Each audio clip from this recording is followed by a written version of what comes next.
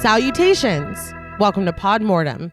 I'm Reneé Hunter Vasquez, joined as always by my co-host, my husband, and my brother. Hi, I'm John Paul Vasquez. Hi, I'm Travis Hunter. This week, we're recording live from our table at Dorsia to discuss the 2000 black comedy horror film, American Psycho. This film was directed by Mary Harron with a screenplay by Harron and Guinevere Turner based on the novel by Bret Easton Ellis. American Psycho is incredibly polarizing, being called everything from brilliant to a misogynistic mess. Although it is very toned down from its source material, this film is criticized for its depiction of sex and violence. Despite this, many hail American Psycho as a modern classic for its satirical look at status and consumerism, due in large part to an unforgettable performance by Christian Bale as Patrick Bateman. This film was recommended to us by friend of the show and Wendigo getter Kimberly Bass. We want to thank Kimberly not only for her suggestion, but for being a great friend to us. Thank you for your support and for being with us for so long. So, what did you guys think of American Psycho the first time you saw it? I remember seeing this movie a long time ago, and I loved it because it was fucking hilarious. Watching it for the show, I still love it, and it's still very funny. No, I do notice a lot of things now being a little more mature and grown up, and but I do enjoy the shit out of this movie. Like, I really, really do like this movie. Did you see it when it first came out? Right. So you were what, like 16? Is that, am I math correct? Am I math? Am I math? Well, my English is not correct. Yes. No, 17. Yeah, same shit. Yeah. But yeah, I remember watching it and I was like, oh, this is fucking great and I love this.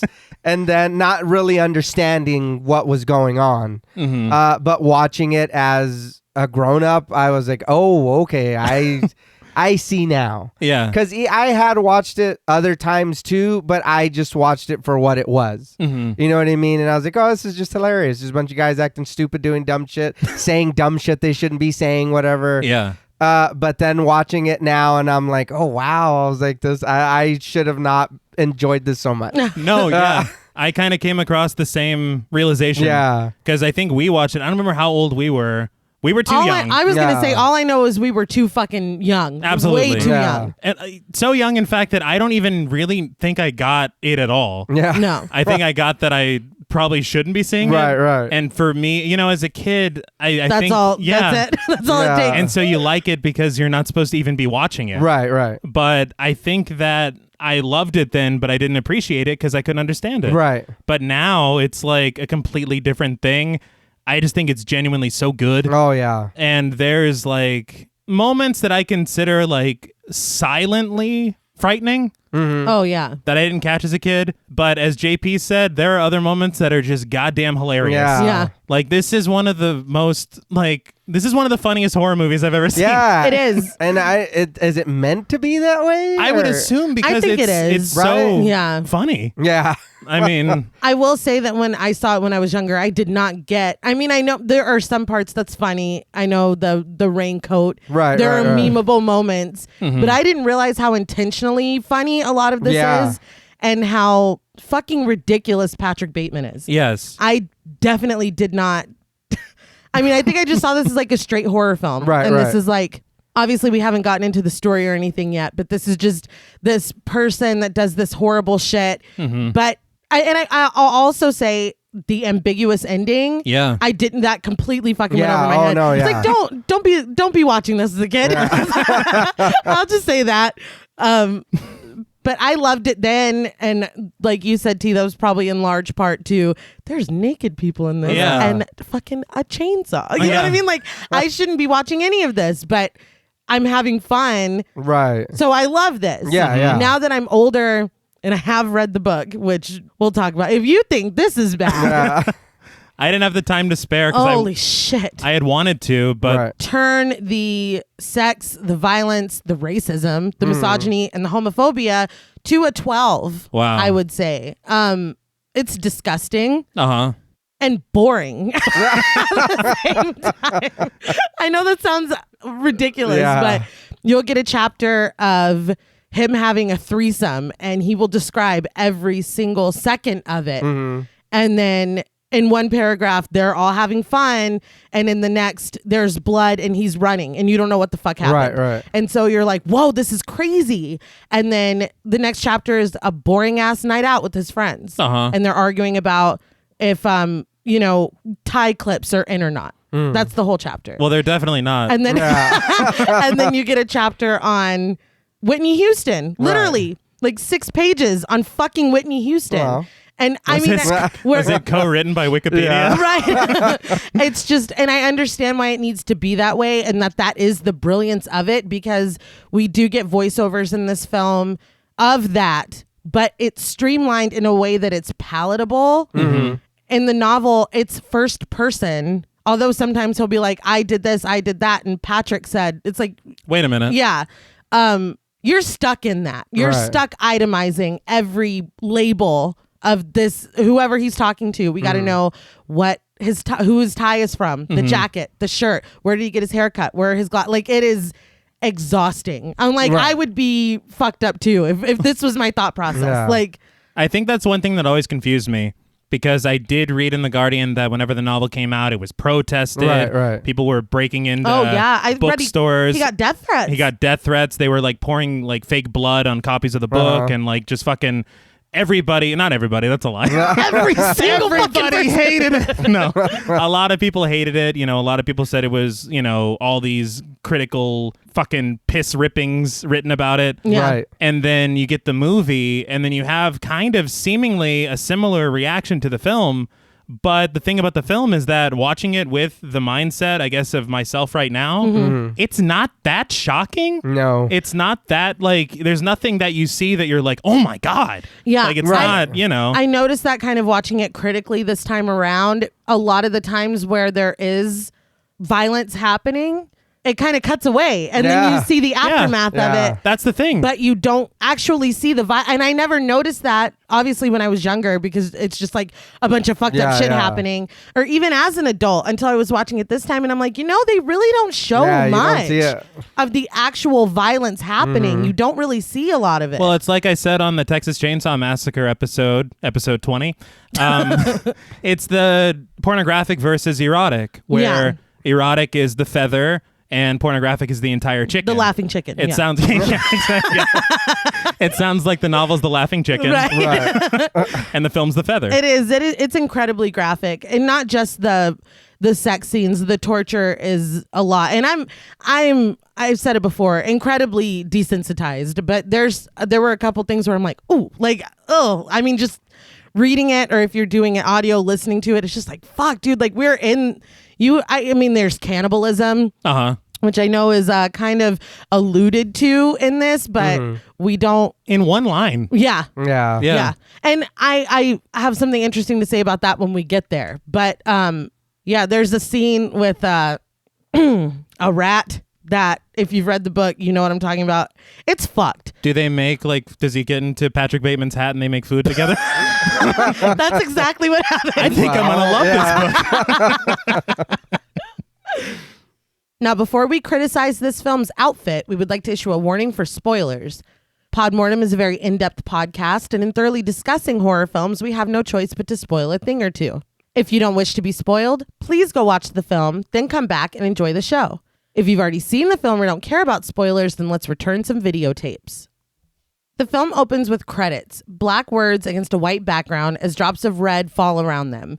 We get the title card, American Psycho, as the red lands next to it. The red drizzles in a pattern before a knife chops up meat, and we see, it's not blood. I was sufficiently tricked. Oh, yeah. I thought it was blood. I did hear on commentary that this opening was like a last-minute idea. They were already editing the film. Oh, wow. It fits. Yes. Perfectly, I think. You've got this like high class situation and then these kind of dark undertones. Right. Yeah. I mean, could you describe this better? Shit. But raspberries fall into view, and it's finally revealed that it's not anything morbid. It's just a beautiful meal. The plate is lifted and set on a table next to other carefully crafted. These are like, the drizzle on the plate and the fucking, it's bougie. I've never eaten food like that. No. But I do admire it on TV. Yes, quite often. Waiter number 1, played by Blair Williams, and waiter number 2, played by Reuben Thompson, recite very fancy sounding specials to a very 1980s hip looking group of people until we finally land on a table. Patrick Bateman, played by Christian Bale, sits with Timothy Bryce, played by Justin Theroux, and Craig McDermott, played by Josh Lucas. Bryce laments that he hates this restaurant, wishing they were at Dorsia instead. When McDermott thinks he spots someone named Reed Robinson, Bryce tells him that's not Reed, that's Paul Allen. But Patrick corrects both of them. Paul Allen is actually sitting across the room. So, I mean, we're already... It's only going to get more... Yeah. They all look the fucking same. Oh, Yeah. But I feel Same like vibe. Yeah. it's such an important thing in the movie. Yes. That whenever you see these people, it's again, we talk about conformity. Right. We talk about uniformity and I guess their desire for this certain kind of life. Right. And so it all just fits, even though it's really ridiculous to a certain point. It's absurd. But their fourth, David Van Patten, played by Bill Sage, joins them, complaining that this restaurant doesn't even have a good bathroom to do cocaine in. That sucks. Right. Bummer, dude. Just do it on the table. Nobody's going to notice. It's the Not 80s. here. Yeah. And as busy as they are, nobody would probably notice anyway. No. Like, honestly. And what constitutes a good bathroom to do coke in? If there's not a Maybe it's too thing bright. for the toilet paper, like Uh-huh. sticking out, if it's in the wall, You're fucked. Yeah, there's no shelf for you to. Shelf. The more you know. Yeah, I guess. The star went by. Right. They continue to debate on whether the man they're looking at is actually Paul Allen. And when McDermott says that Paul Allen is handling the Fisher account, Bryce calls him a lucky bastard. When McDermott calls Paul Allen a Jew, Patrick finally chimes in, asking what that has to do with anything. McDermott continues to ignorantly make fun of Paul Allen for being Jewish, and Patrick corrects him and tells him to chill out with the anti-Semitism. This surprised me. Yes. Because of what we see from Patrick Bateman Yes. later. I'm like, he's checking you on your shit. Yeah, and I as I said, the novel is much more, I mean, incredibly racist. Right. No matter what race or nationality you belong to, it's rated E for everyone. You're going to be fucking offended. It's awful. And he still says this in the novel. Really? Yeah. He's like, hey, chill with the anti-Semitism. Well, I mean, come on, I dude. guess everybody has a line. I mean, I don't Hey, know. I mean, we're obviously glad to see him say this. Yeah. Once. That's one. Yeah. This one time. Patrick gets one. Finally Yeah. being, he's on the right side of history once. Right. But it's interesting to me because of everything we see him exhibit later. Yeah. And I'm sorry, but yes, I would like some latkes, you fucking asshole. I know. I was like, why are you saying that derogatory? Yeah, I didn't understand. I was We like, come fucking on. love latkes in this house. Yeah. I don't like this guy already. No, I don't like any of them. Yeah, it's fair. They're all Yeah, disgusting. his friends are not the greatest. No. No, they're racist and they hate women and And then gross. they were homophobic at like one of the first lines in the film is homophobic. Yeah. No, Oh, I mean yeah, yeah. it's awful. Like Yeah. it's bad. Yeah. McDermott attributes the stand against racism to Patrick dating someone from the ACLU. The bill comes a reasonable $570, and the four men place their identical credit cards down on the table. That was another thing. I was like, they're all the same. Yeah. Yeah.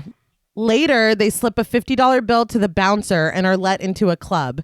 Inside, True Faith by New Order blasts, and the 80s dancing and fashions are absolutely everything. I can't stress it enough. Bryce, in particular, is busting out some Yeah. dance moves It's a lot. that were noteworthy. I feel like they did a good job of capturing this era. Yeah. And I mean, it feels oddly lived in. Yeah.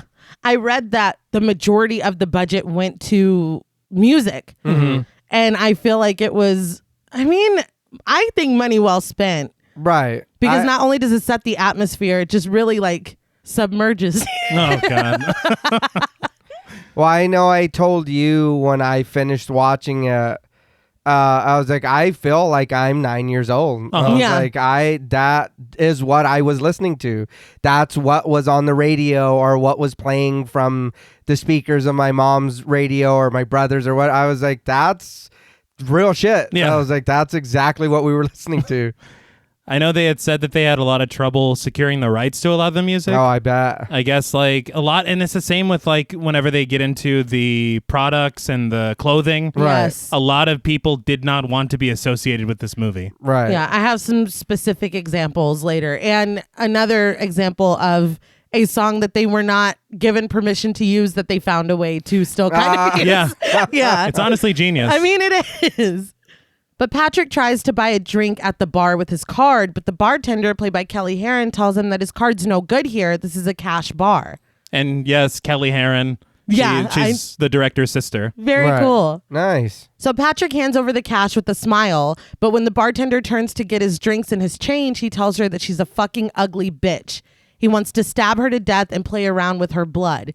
But he's all smiles when she turns around and gives him the drinks and the change. So for me, I was like, this is the first taste of yikes because Yeah. and this is what I'm saying because he was calling them on their bullshit at the restaurant. Right. And then now he's threatening to murder a woman in the club. Yeah. But for something that has It's nothing to not- do with her. Yeah. The thing for me is that it kind of, there's like an ambiguous situation that we'll talk about later. Right. But in this moment, I don't know if she didn't hear him because New Order was so loud. Right. That's what I think. I mean, that's Or- what at this point you think. You know? Yeah. There's an odd editing around a lot of his horrible shit that feels like non-reality. Right. Yes. But I don't know. Yeah. Yeah. So you're saying you don't think bad things when you're When you're at the Yeah. club or anywhere. I don't know about you, but I always have a dialogue going on in my head. Oh, I thought you were sometimes. talking about Patrick. No, I mean. Oh no, I work with the fucking Oh, public. well, Yeah, I'm constant. Are you Yeah. fucking kidding I'm me? just saying because he didn't have to say that in his head to No. her or say it to her, but I mean. I'm not going to lie and say that I've never sat there and been like, God damn, why are you motherfuckers taking forever? Well, Oh, no, yeah. of But, course, yeah. of course. I think he lost me at play around with your blood. I feel like stabbing to death was a Oh. little overboard. Well, Oh, that's where you draw the line. good to know. Right? Never mind. So we cut to Patrick's very white and minimalist apartment in the American Gardens building. We get a voiceover of Patrick telling us that his name is Patrick Bateman and he's 27 years old, which was a whole ass adult when I first saw this. But I I'm remember- like, he's only fucking 27? Yeah, I kind of was like, you're not 27, dude, but okay. The crazy thing that I found out is I think Christian Bale was 25 when they filmed this. Wow. Yeah. Could have fooled me. Yeah. If he said he was like 33, I'd be like, yeah. Yeah, for sure. It's like 25 just hit different, I guess. I don't know. But as a young teen watching, I was like, he's so old. But now I'm like, okay, calm down. Yeah. Okay, infant. Yeah. But he pees and tells us that he believes in taking care of himself with a good diet and exercise routine. If his face is puffy in the morning, he puts on an ice mask while he does his crunches. By the way, he's up to 1,000 crunches now. Good job. Yeah, great. I did read that Christian Bale did this exact morning routine the whole time they were filming. Well, I can't, dude, I His wouldn't skin even be is able great. to stand up. His Oh, yeah. skin is phenomenal. well, so it works. I mean, I guess 1,000 crunches a day, and then you gotta fucking go to work. Well. That's insane. I would do like 10, and then if someone walked in, I'd be like 998.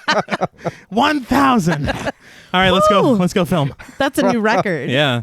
But he exercises, and as we watch him shower, he tells us about his deep pore cleanser lotion that he uses when he takes the ice pack off. He uses a water-activated gel cleanser and an almond scrub, but an exfoliating gel scrub on his face. We watch him do his skincare, an herbal mint facial mask. While that's on his face for 10 minutes, he does the rest of his routine. An aftershave lotion with no alcohol because alcohol dries your face out and makes you look old. Then he uses a moisturizer and an eye balm, then a moisturizing protective lotion.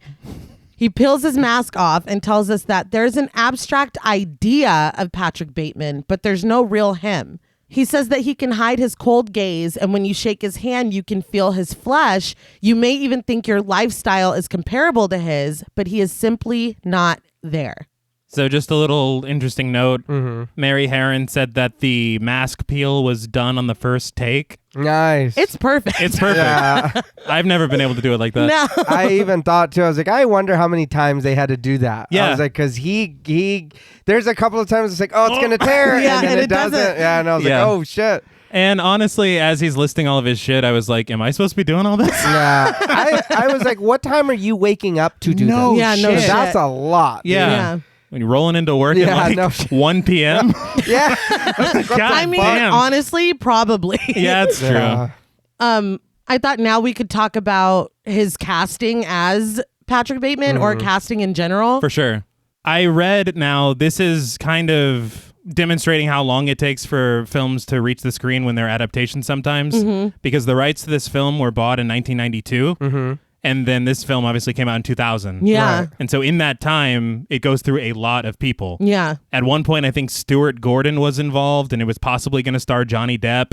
Yeah. And then it keeps like moving through all these different people. It would have sucked. Well, We're talking about 2000 Johnny Depp. Okay. well, we're talking about 1992 Oh, Johnny Depp. 1992 Johnny Depp. I just don't care. I don't I even know if he was don't Edward Scissorhands yet. I don't see him working on Wall Street. No. But I don't.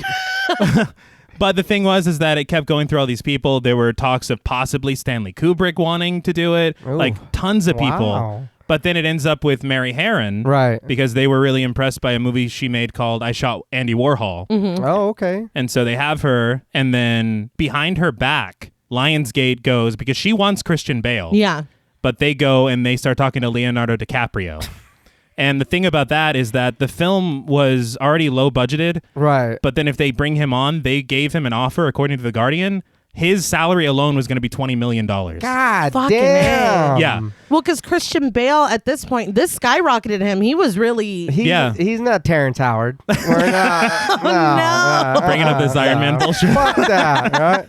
But he was interested, and they were surprised because he's like this teen heartthrob at the Yeah. time. Right. They're like, what the fuck, dude? That's probably why he was man. interested. Because it's something different. Yeah. But then Mary Harron's like, you went behind my back with this shit, so if you want him, I'm leaving.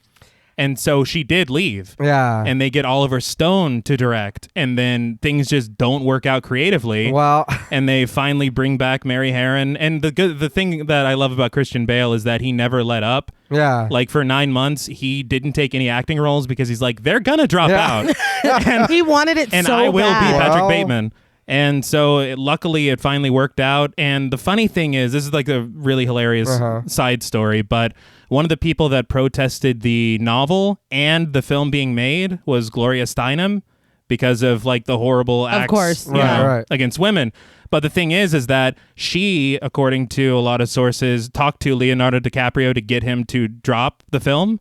And the funny thing is, she started dating a man named David Bale. And then Oh my she God. would go on to marry him and become Christian Bale's stepmother. Wow. So it's just the craziest. What the fuck? I didn't wouldn't know show up that to was any his functions. stepmom. Yeah. It's like, nope. Right. Yeah, I was Just like, hide your face. yeah. You're the black sheep now. But yeah. I thought it was interesting because when Oliver Stone was at the helm, he obviously cast everybody. Right. And I don't want to give anything away now, I guess, but as I introduce them, I can say who Oliver Stone maybe Right. had cast them as. Right on. Because Mary Harron, when she came back on board, only kept one person. And Christian Bale was such, I guess, a gamble because he wasn't a big name. I mean, obviously, look at these people who they're approaching. Right. They want Yeah. somebody big. They told her, I guess, before they went behind her back, that she could have Christian Bale if she hired two big names. And so that's why Reese Witherspoon and Willem Dafoe are in this.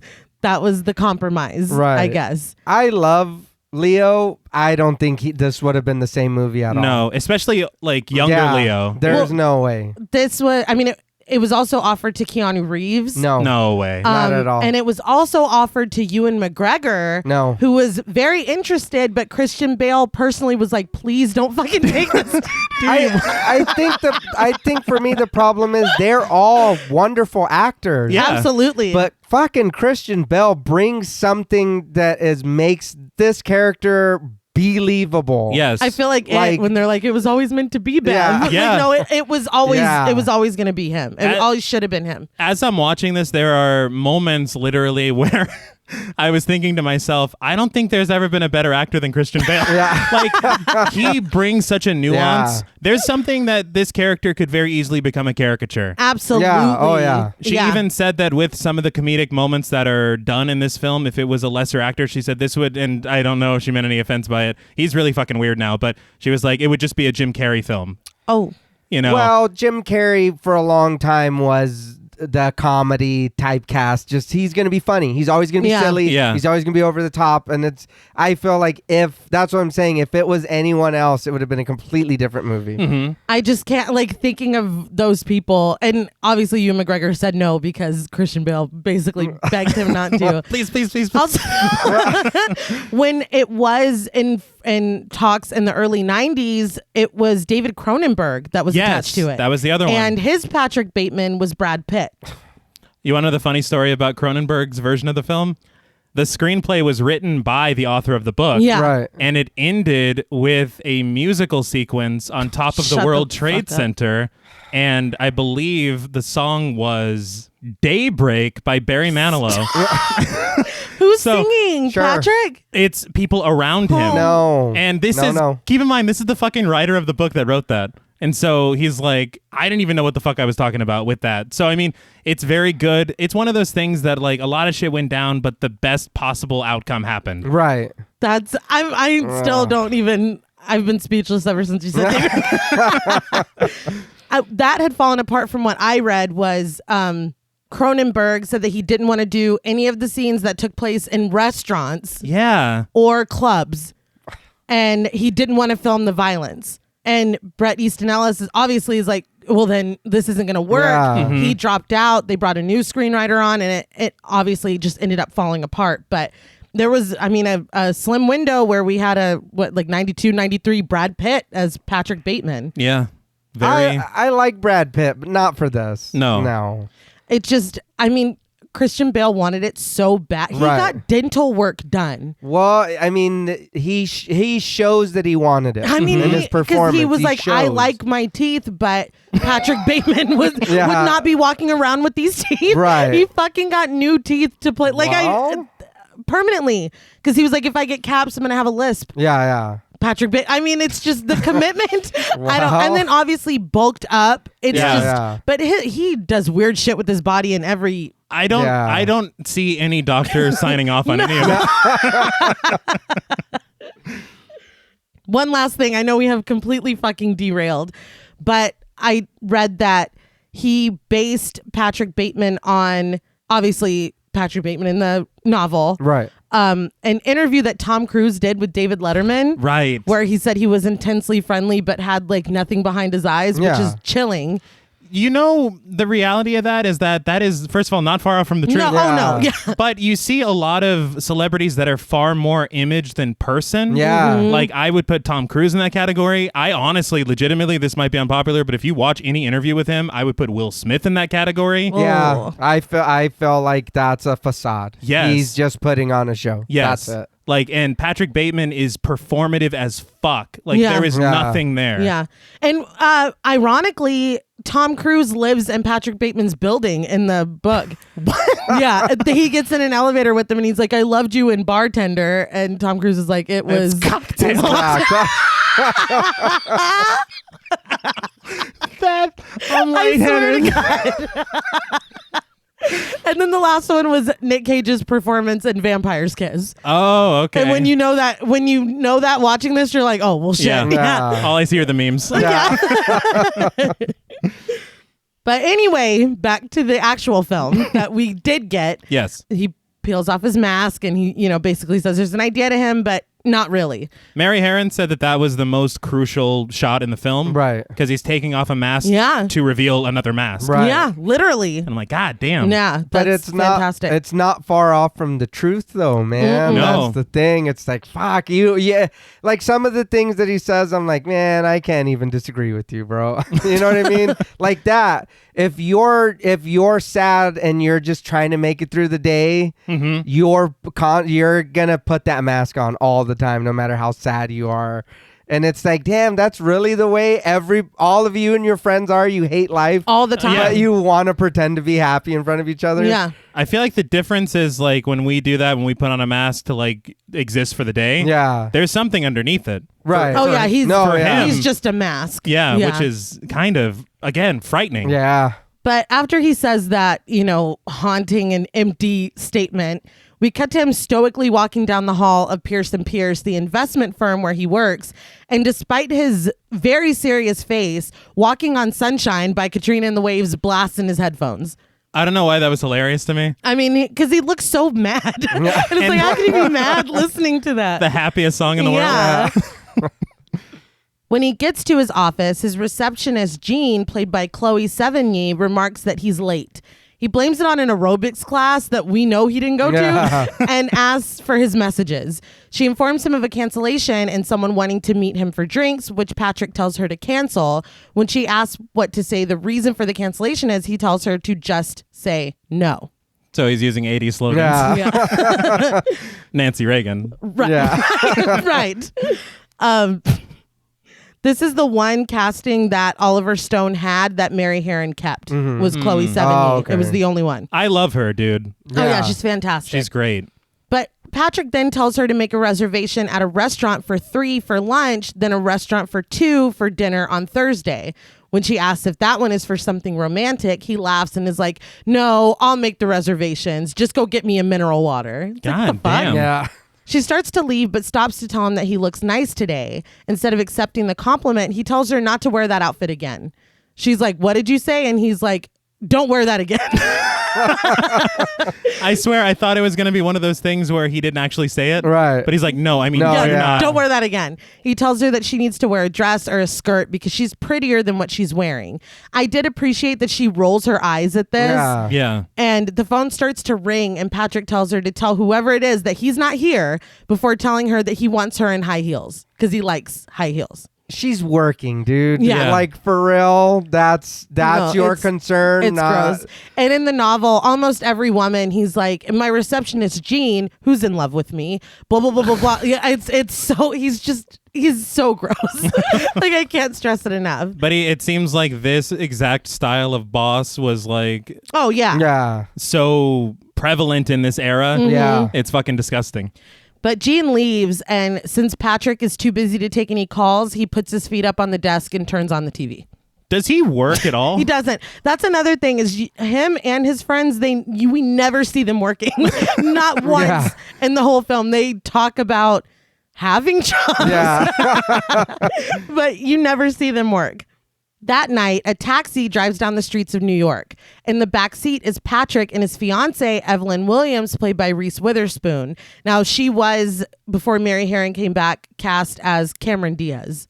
I got to be honest, I'm not a big fan of Reese Witherspoon. Really? I like Reese. I know she ever since, when she got pulled over and she's like, Yeah. do you know who I am? Or whatever. Yeah. Why'd you give her that accent? I don't know. That soured me a little bit, but I like a lot of stuff that she's in. I don't. Okay. I don't have a problem with her, but I feel like she could have been interchanged. Absolutely. It doesn't matter. Well, she's barely in this. I mean, I feel No, like, I know, but if obviously she was made to cast Reese Witherspoon, so if it was played by, kind of a nobody, yeah. this part, we barely see her. She has like Yeah. 3 scenes. Mm-hmm.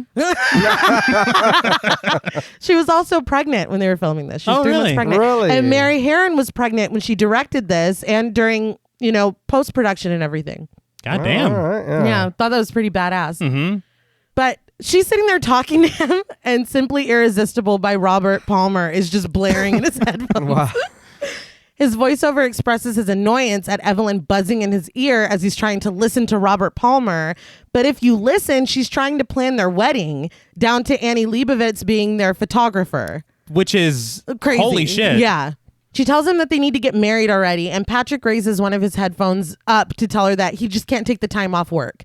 She reminds him, and this is something that was completely lost on me. I don't know if I ever noticed it until this time watching it, that his father practically owns the company Yeah. and he can do whatever he wants. That's kind of why I was like, oh, that's why he's not working. Yes. I was like, he's just fucking off. Exactly. That explains everything. Yeah. It was lost on me, except when I watched it to write the script for it, and I was like, oh my God, that Yeah. makes so much fucking sense. That's why he fucking kicks his feet up. Yeah. Yes. No calls. It's like, what are you talking about? But she's like, your dad owns the company, and he snaps at her and says he doesn't want to talk about it. She tells him that he hates his job and she doesn't understand why he doesn't just quit. So he explains it honestly, because I want to fit in. And then he just puts his headphones back on. As the film goes on, I was wondering if it was less about fitting in and more about blending in. That's Right. that's a fair point. Okay. 'Cause that is different. Yeah. But they arrive at the Espas restaurant, and Patrick's voiceover tells us that he's on the verge of tears because he's sure that they won't have a good table. Could he be more dramatic? Fucking crazy. Well, if status means everything to them, then I mean, You don't want to get stuck by the kitchen and then the door's hitting you in the back. Then your chair's wobbly and they want to put a matchbook on That was an episode of Sunny. Oh. He's not going to sit on a pile of matches. Well, Well, as long as Paul Allen pays tribute with a good bottle of wine, I think it'll be fine.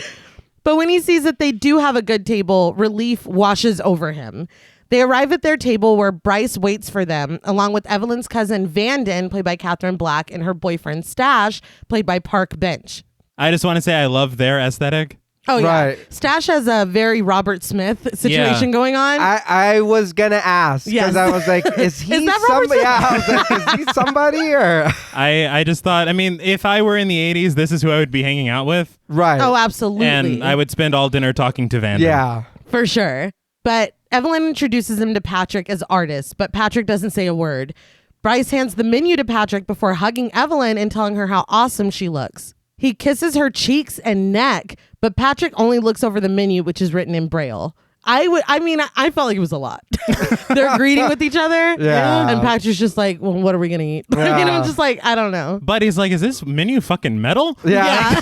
That's where I'd be kind of I was transfixed. like, what is this shit? Yeah. Later, as they eat prawns and sushi, Patrick's voiceover tells us that he's pretty sure Bryce and Evelyn are having an affair. So he just doesn't care then. No. At the table, they are sitting close, across from Patrick. She's not even sitting with him. Yeah. With Bryce whispering in Evelyn's ear. Patrick tells us that Bryce is the only interesting person he knows and that he's utterly indifferent as to whether Evelyn knows he's having an affair with her best friend, Courtney Rawlinson. That's why he doesn't care. Like, yeah. Yeah. It's like we've all got. Yeah. This scene is really early on in the novel, and it takes place at Evelyn's apartment, and they all eat or whatever. Vanden and Stash, all of this just happens at her house, and they all leave, and her and Patrick go to her bedroom, and she's brushing her hair and stuff, and her and Bryce are just he's Price in the book, yeah.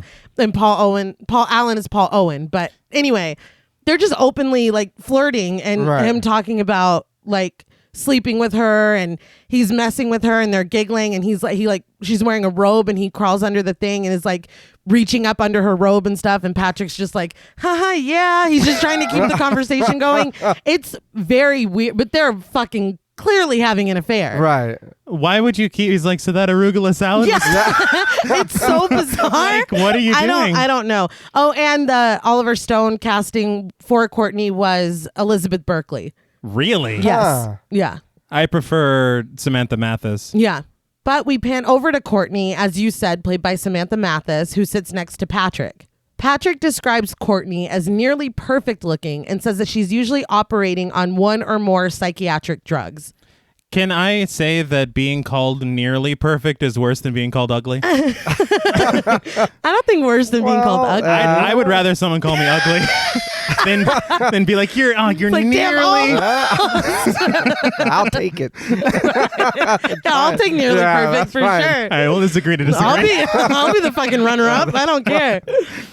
But the disturbing thing is that she's engaged to Lewis Carruthers. Lewis, played by Matt Ross, sits on the other side of Courtney, holding a piece of octopus with a pair of chopsticks. Courtney asks Stash if he thinks Soho is becoming too commercial, and before he can even answer it, it devolves into Patrick speaking on platitudes.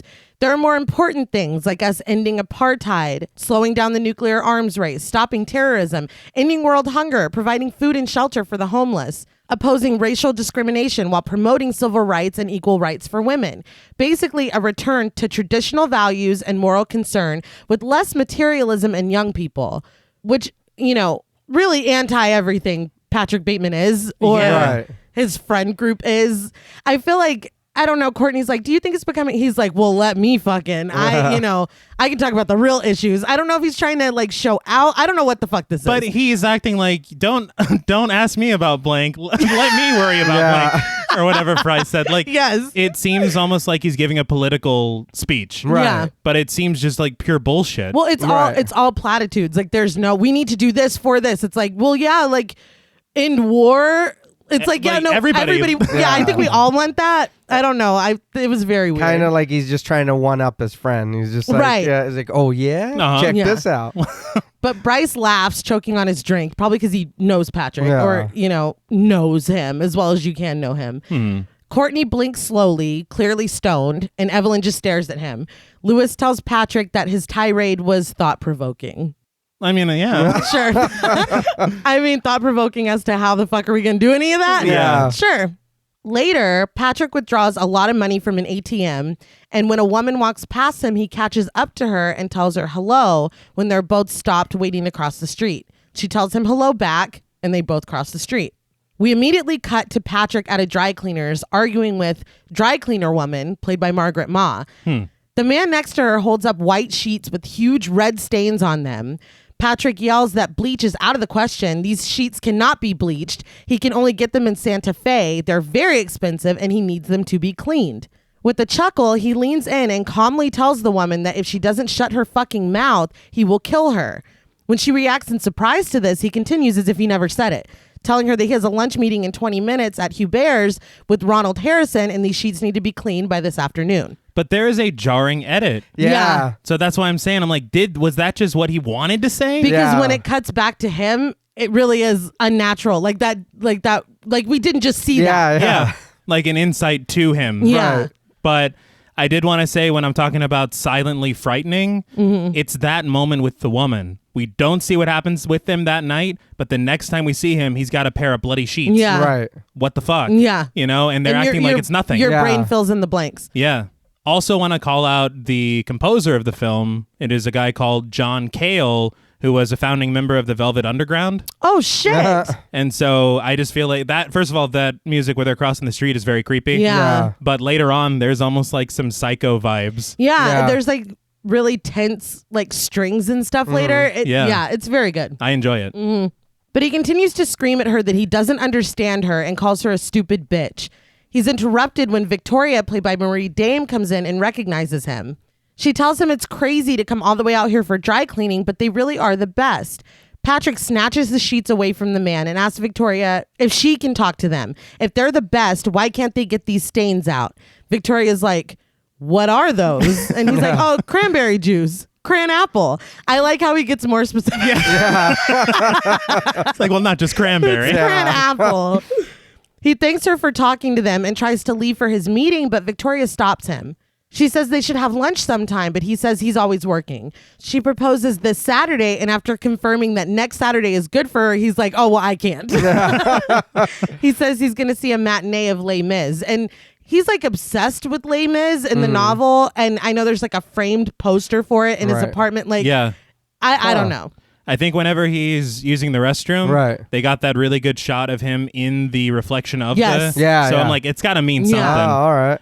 Did you catch his look when he Yes, leaves? he smiles and thanks her again, saying he'll call her, smiling at her, and then the minute he turns away from her, like in a millisecond, his face turns fucking like evil and mean, and then he walks away. Yeah, it's like... It's blink and you'll miss it. Yeah. Or that's just his face. I mean, The way I took it is I'm like, okay, Christian Bale is playing him with a very like thin veneer of sanity. Yeah. yeah. And the sanity it slips. Yeah. And the second he doesn't have to pretend, he's like, fuck it. Yeah. He's like, okay, thanks. And like the second he's not looking at her Yeah. anymore, it's like, okay, I can stop. Yeah. Like I can stop faking. Which again, silently frightening. Back at his apartment, Patrick talks to Courtney on the phone. He tells her that since she's with Lewis and he's out of town and she's having an affair with Patrick and they didn't make any plans, what could she possibly be doing tonight? It's like, okay. Is he jealous? He's enlightened. Yeah. Yeah, I mean, wow. I don't fucking know.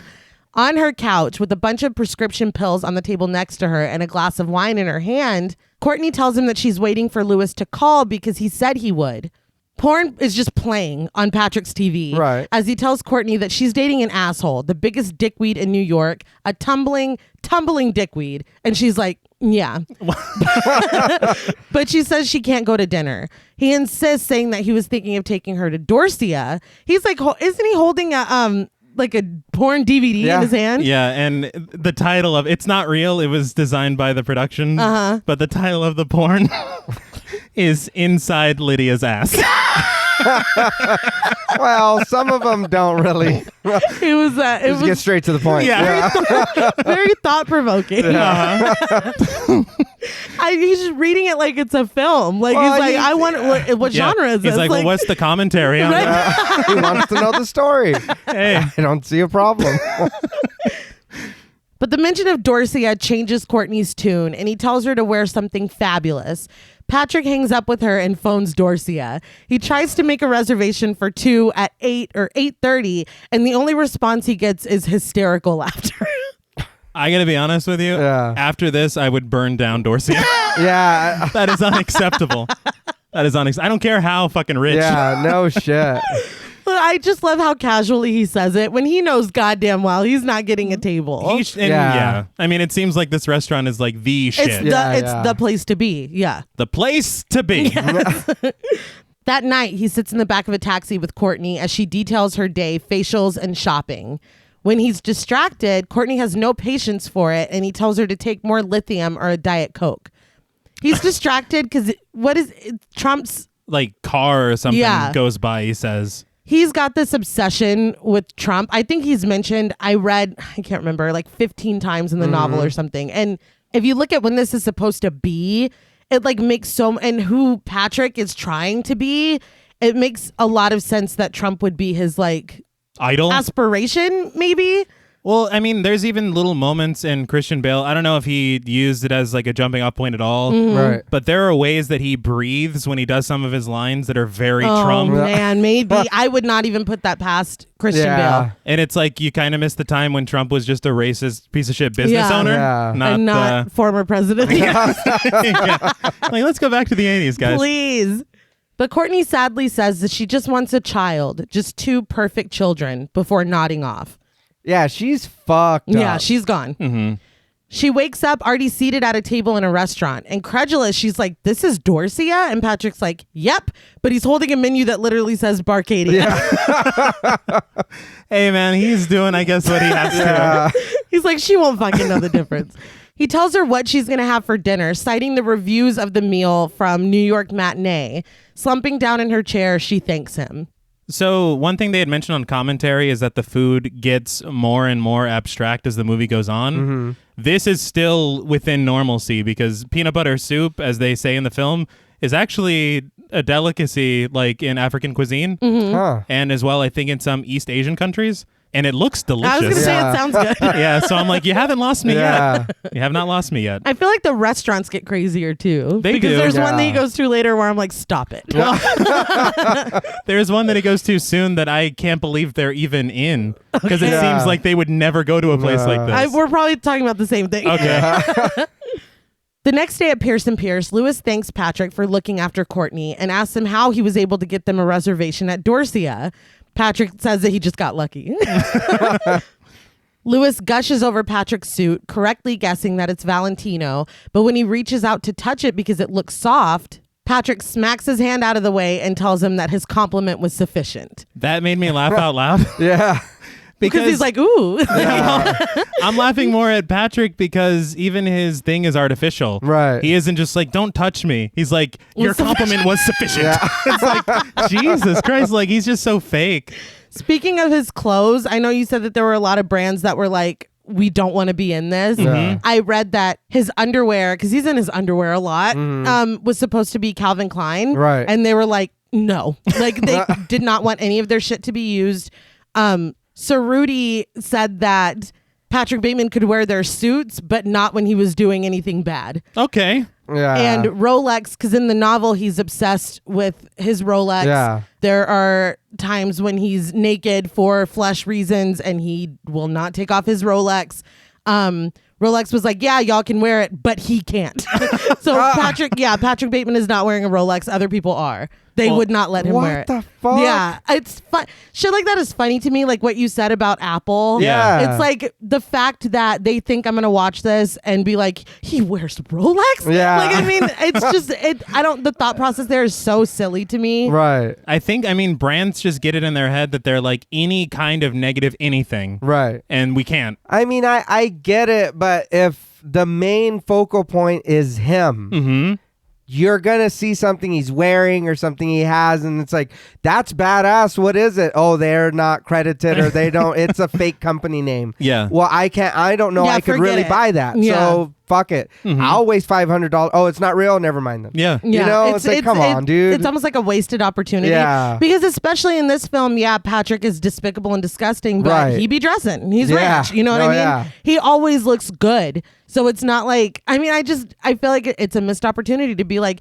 he's bad. He can't, I feel like it's childish. He's got money. He can still Exactly, buy what yeah. everybody else buys. I don't know if y'all know this, but there are horrible people that wear every label, every Yeah. brand, every non-brand. Not Rolex. Not Rolex. Only the best of the best wear Rolex.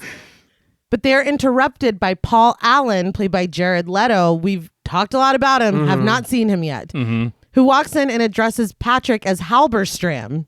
Patrick's voiceover explains that Paul Allen mistakes him for Marcus Halberstram. The real Halberstram, played by Anthony Lemke, walks by, and Patrick says that it's a logical mix-up. They both work at Pierce & Pierce, doing the exact same job. They both wear Valentino suits, Oliver People's glasses. They go to the same barber, but he feels the need to point out that his own haircut is slightly better. I mean, it is. It is. It is better. Paul asks how the ransom account is going, and still pretending to be Halberstram, he says it's going fine. So wait, we see Halberstram in the same room, right? Yeah. Yeah. He's within earshot and he's not correcting. Yeah. There's a scene in the novel where they all go out, and Halberstram's girlfriend is named Cecilia, and he and Evelyn go out with, I think it's Lewis and Courtney and Paul Allen and his girlfriend, Meredith, I think. And he's calling Patrick Halberstram the whole time. Yeah. And anytime that he thinks Evelyn's not paying attention, Patrick calls her Cecilia. And like he gets away with it. I don't get it. Because Lewis knows he's Patrick Bateman. Yeah. But literally, Paul calls him Halberstram the whole night and nobody notices, nobody says anything. And he's like, right, Cecilia? Every time that she's not listening to him. It's crazy. But it's just, again, driving that point home. Yeah. Yeah. It was funny though, because he asks how the account is, and Patrick's like, good. And Paul's like, no, it's not. And Patrick's like, well, you know. Paul inquires about Cecilia, saying that she's a great girl, and Patrick agrees. He's very lucky. Bryce and McDermott come in congratulating Paul Allen on the Fisher account, and he calls one of them Baxter, but that is neither of their names. Bryce invites him to squash, and in response, Paul pulls out his business card and hands it to him. And it's a fucking wrap. Bryce asks if he's free Friday, and Paul isn't. He's got an 8:30 reservation at Dorsia. Holy shit. He leaves, and the men mutter to each other that he must be lying about his reservation. Patrick takes out his card and slides it into the middle of the table so that everyone can admire it. He says he just picked it up from the printers yesterday, and as they compliment it, he's very smug. Van Patten takes out his own card and places it next to Patrick's. They are fucking nearly identical. Yes. But Patrick looks defeated. Bryce compliments Van Patten's card, asking where he got his taste, and Patrick's voiceover is appalled that Bryce could prefer Van Patten's card to his. And he looks sick. Yeah. Bryce pulls out his card, again, nearly identical to the other two, and there are misspellings on everyone's card. Yeah. Yeah. They don't care about that. And they're all vice president. Yeah, that too. Yeah, I wondered I was like, crazy. what is your job again? Like, Yeah. what are y'all doing? All of them. And they all do nothing. Yeah. But Patrick is so upset that he's nearly out of breath. He asks Bryce to show off Paul Allen's card. I'm like, why are you doing this to yourself? Yeah. He's like, go ahead, fuck me up, fam. I'm already at my lowest. Reluctantly, Bryce does. We get a huge close-up of the card, again, nearly identical to the other three, but Patrick literally looks sweaty and even sicker. Well, I mean, I get it though. There is slight differences. Slight differences, but he looked like he was gonna fall. Yeah. Because you want to have the best shit, and Yes. then when somebody else is like, "Oh yeah," it's like, "Oh no, that's And nice." he initiated the whole "who's is bigger" thing with the cards. Right. Like you What- started this. Because he thought that he had a better card. He did. Clearly, yeah. He's like, what the fuck? Yeah.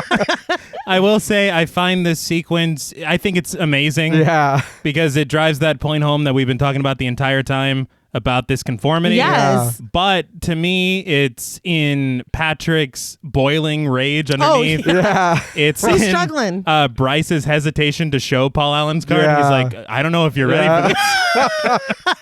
But one thing I will say is that whenever we got new business cards for Pod Mortem, the second I found out that we could get raised lettering, we Yeah, kind of I know. lost our shit. That's what I'm saying. I get it. I understand. Yeah, it's important. Yeah. But when Patrick notices that Paul Allen's card has a watermark, he literally drops it on the table. It's like he doesn't have the strength to hold it anymore. Lewis is like, are you all right? Lewis points out that he's sweating and is like, what's wrong? But Patrick says nothing. Yeah. The funny thing I heard on commentary is Mary Harron said that they did this like 10 times. Yeah. And the crew was noticing that at the same point of every take, Christian Bale was starting to sweat. And she was like, are you a robot? He can sweat on command. On command. Get the fuck. Well- Nobody can do that. Well, Christian Bale can. That's insane. Didn't he survive off like a banana peel a day or A something? cup of coffee and an apple for the machinist. Was the apple at least in a pie? Because it might be a Then little I more can maybe manageable for me personally. But that night, Patrick walks down an alley. He walks past a homeless man, Al, played by Reg E. Cathy. Dude, I was so surprised. Yeah. Yeah. I was like, what? That dude's a fucking badass. Yeah. I had completely. It's been so long since I watched. You know, when you watch a movie so many times, you're kind of like, okay, I'm full. Like, I know that I know it so much. I don't even need to watch it. Mm-hmm. I did not remember this being Reggie Cathy. No, there's honestly, the cast in this film is so amazing. Yeah. And I always forget, like, I don't remember, every single time I watch this, I'm surprised by Chloe Sevigny. Yeah. Willem Dafoe. Willem Yeah. Dafoe, Yeah. massively surprised. So it's just like, sure, yeah, Reggie Cathy's in it for Yeah, why not? 2 minutes. For 2 minutes. Yeah. Why the fuck not? But Patrick walks past him before turning around and approaching him.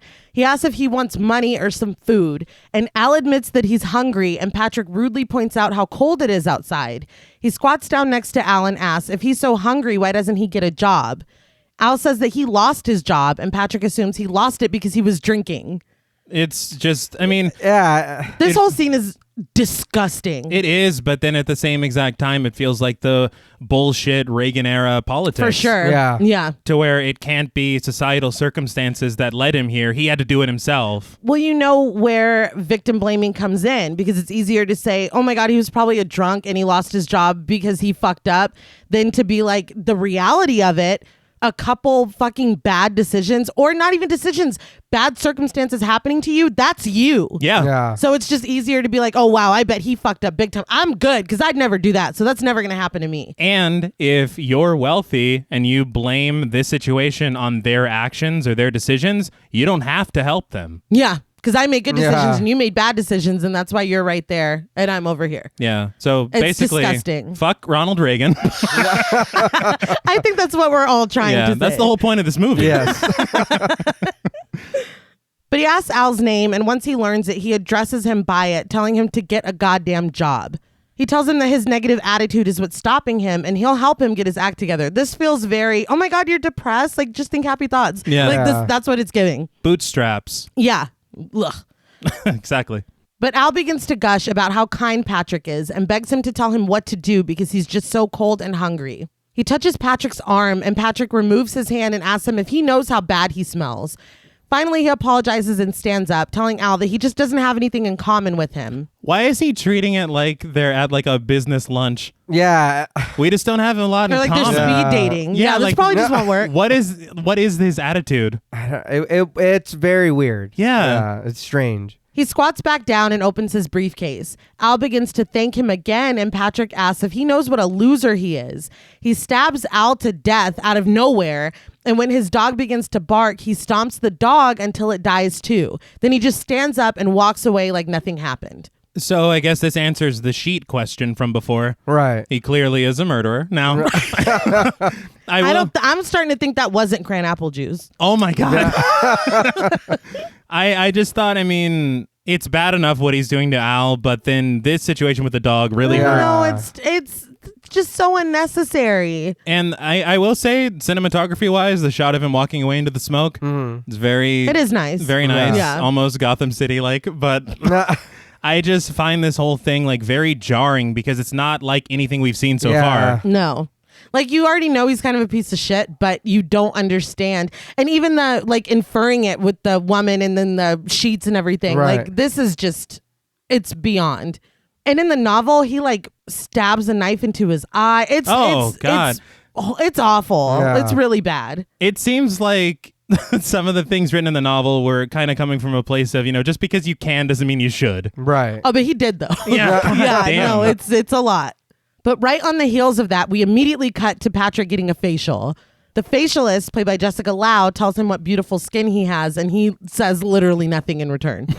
As he gets a manicure, his voiceover tells us that he has the characteristics of a human being: flesh, blood, skin, and hair, but not one identifiable emotion except greed and disgust.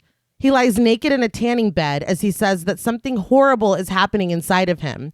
His nightly bloodlust is spilling over into his days, and he doesn't understand why. He's on the verge of frenzy, and he thinks his mask of sanity is about to slip. First of all, that's a frightening potential situation. Yeah. I think the word frenzy Yeah, is particularly frightening to me. I would say so. And the idea of the mask slipping, it's like, well, what was last night? Yeah. Yeah, that way it wasn't slipped then. But the idea of just greed and disgust being his only two, that feels like 80s, well, even now, Wall Street Yeah. person. Like, it just, they're trying to use this. That's the thing, is this film isn't just like a horror film or a dark comedy. It's a social satire. Yeah, for sure. In the next scene, Patrick is at a Christmas party. Hamilton, played by Peter Tufford Kennedy, approaches Patrick and wishes him a Merry Christmas while addressing him as McCloy, which is not his name. Yeah, you don't even have the decency to call me Halberstrand. Damn it, it's Bateman or Halberstrand?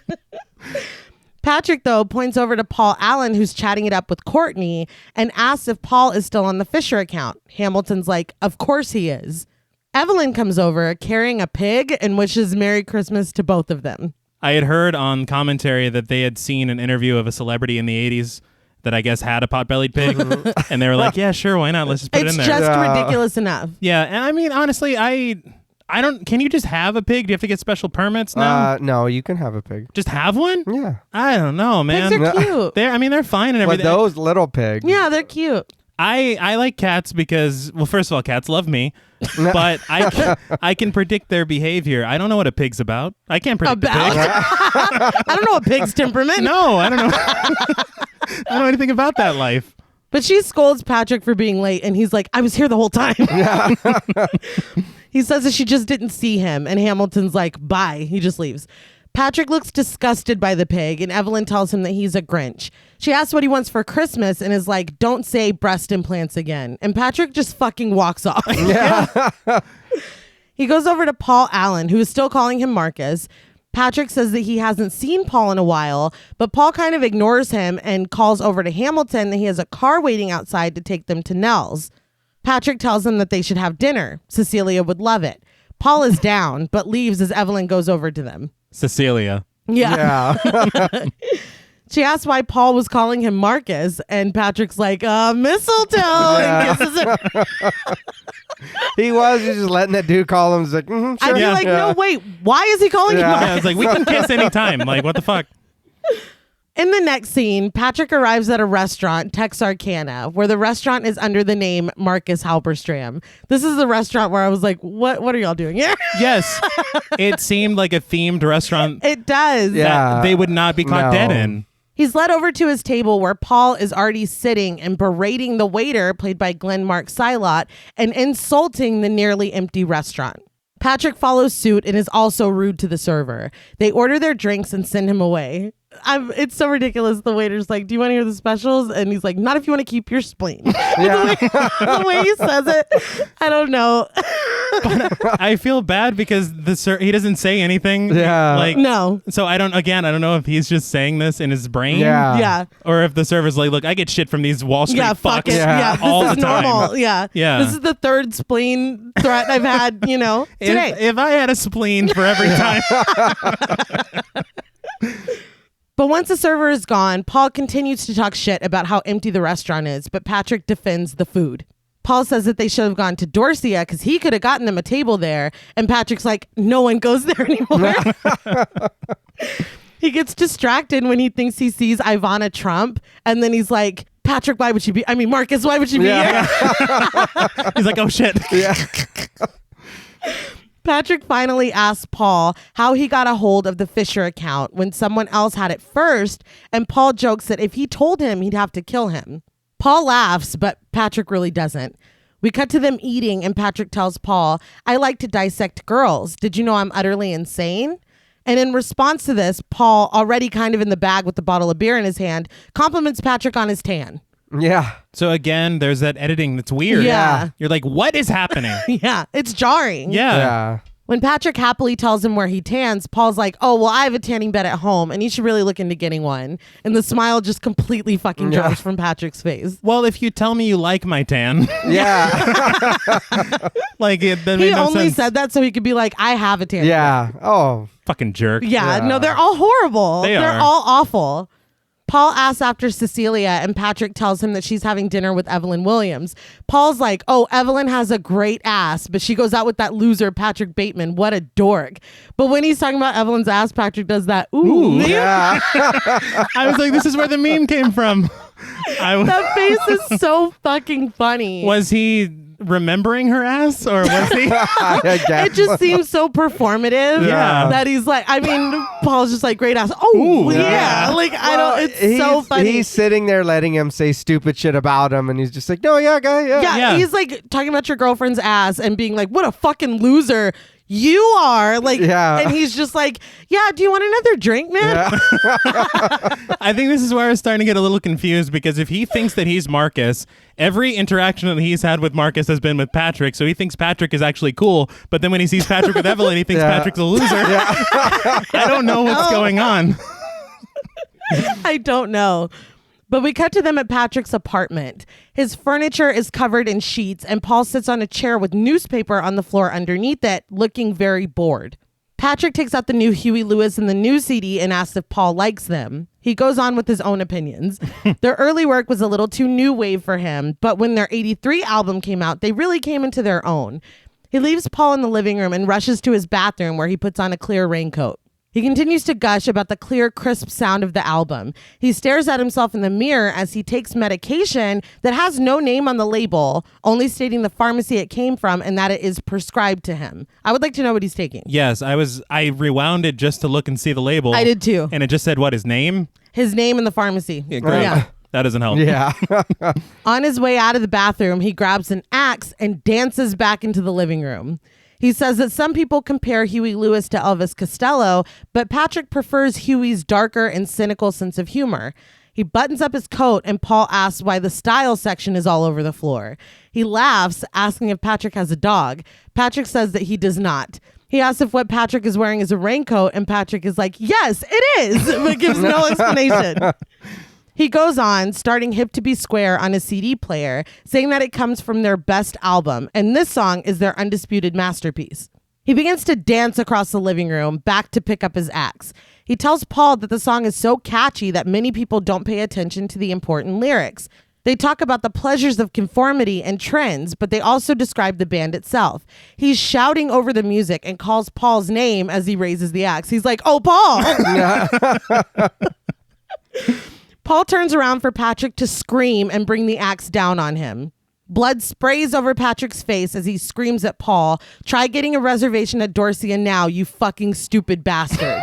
He continues to scream and hack up Paul's body as Hip to Be Square continues to blare. Once finished, he calmly takes off his raincoat, sits down, and lights a cigar. We see Paul's body lying on the floor as Patrick just relaxes. But again, we don't see the impact of the axe. Right. No. We don't see, we see him bring it down and we see the blood.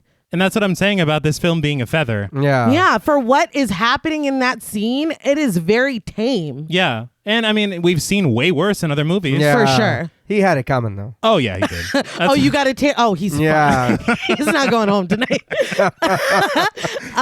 And Christian Bale improvised the dancing, all of that. I'm telling you, his little jig is the funniest thing Yeah. I've ever seen. He moonwalks back into the room. He does. Like, Just the way he's talking. Well, yes, it is. Yeah. He's just the happiest guy on the planet. so then that switch into murder mode. Yeah. this is the moment that I was like, there's never been a better actor than Christian Bale. I mean, Like, on a dime. it's impressive. I do like, and they said that this was an accident on commentary, when he asks Paul a question, the blood spatters only onto one side of his face. Right. And so as he turns towards the camera and as he's going to light the cigar and sit down, some shots have him with blood on his face, some don't. And so it's like this dichotomy of The Patrick old Harvey Bateman. Dent. Right. Exactly. Yeah. I mean, if you want to get... I mean, and that's crazy too, because in the novel, there's a woman that calls him Batman, just dropping the E from Bateman, like as a joke, as a nickname. And it's like, I wonder if you would have told him when they were making this that he was. I mean, his head would fucking explode in a matter of years. right? Just hold on. But I do want to talk about his apartment. I meant to say this at the top. They had said that they had kind of designed it intentionally to be very cold, almost like photos from a magazine. It works. But the real thing was his kitchen, which they designed to look like a morgue. Oh, shit.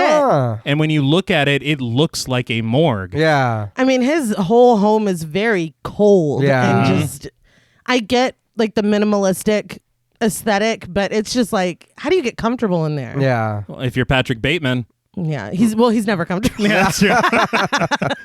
I think that all the apartments are actually sets that they built in Toronto. Oh, wow. And they had said that they had actually been protested whenever they were filming in Toronto because I guess they had found a copy of the novel in Paul Bernardo's house. They did. And I can't remember. I don't want to say Stephen King. I can't remember what other horror writer, but he had this book and he had another book and people were like, see, it's that's not why Paul Bernardo was a disgusting. It's not that he read American Psycho and was like, oh, I'm going crazy. Like, that is so fucking stupid. No, I hate it. But he did have. Yeah. They actually said that it was her copy of it. She loved shit like that.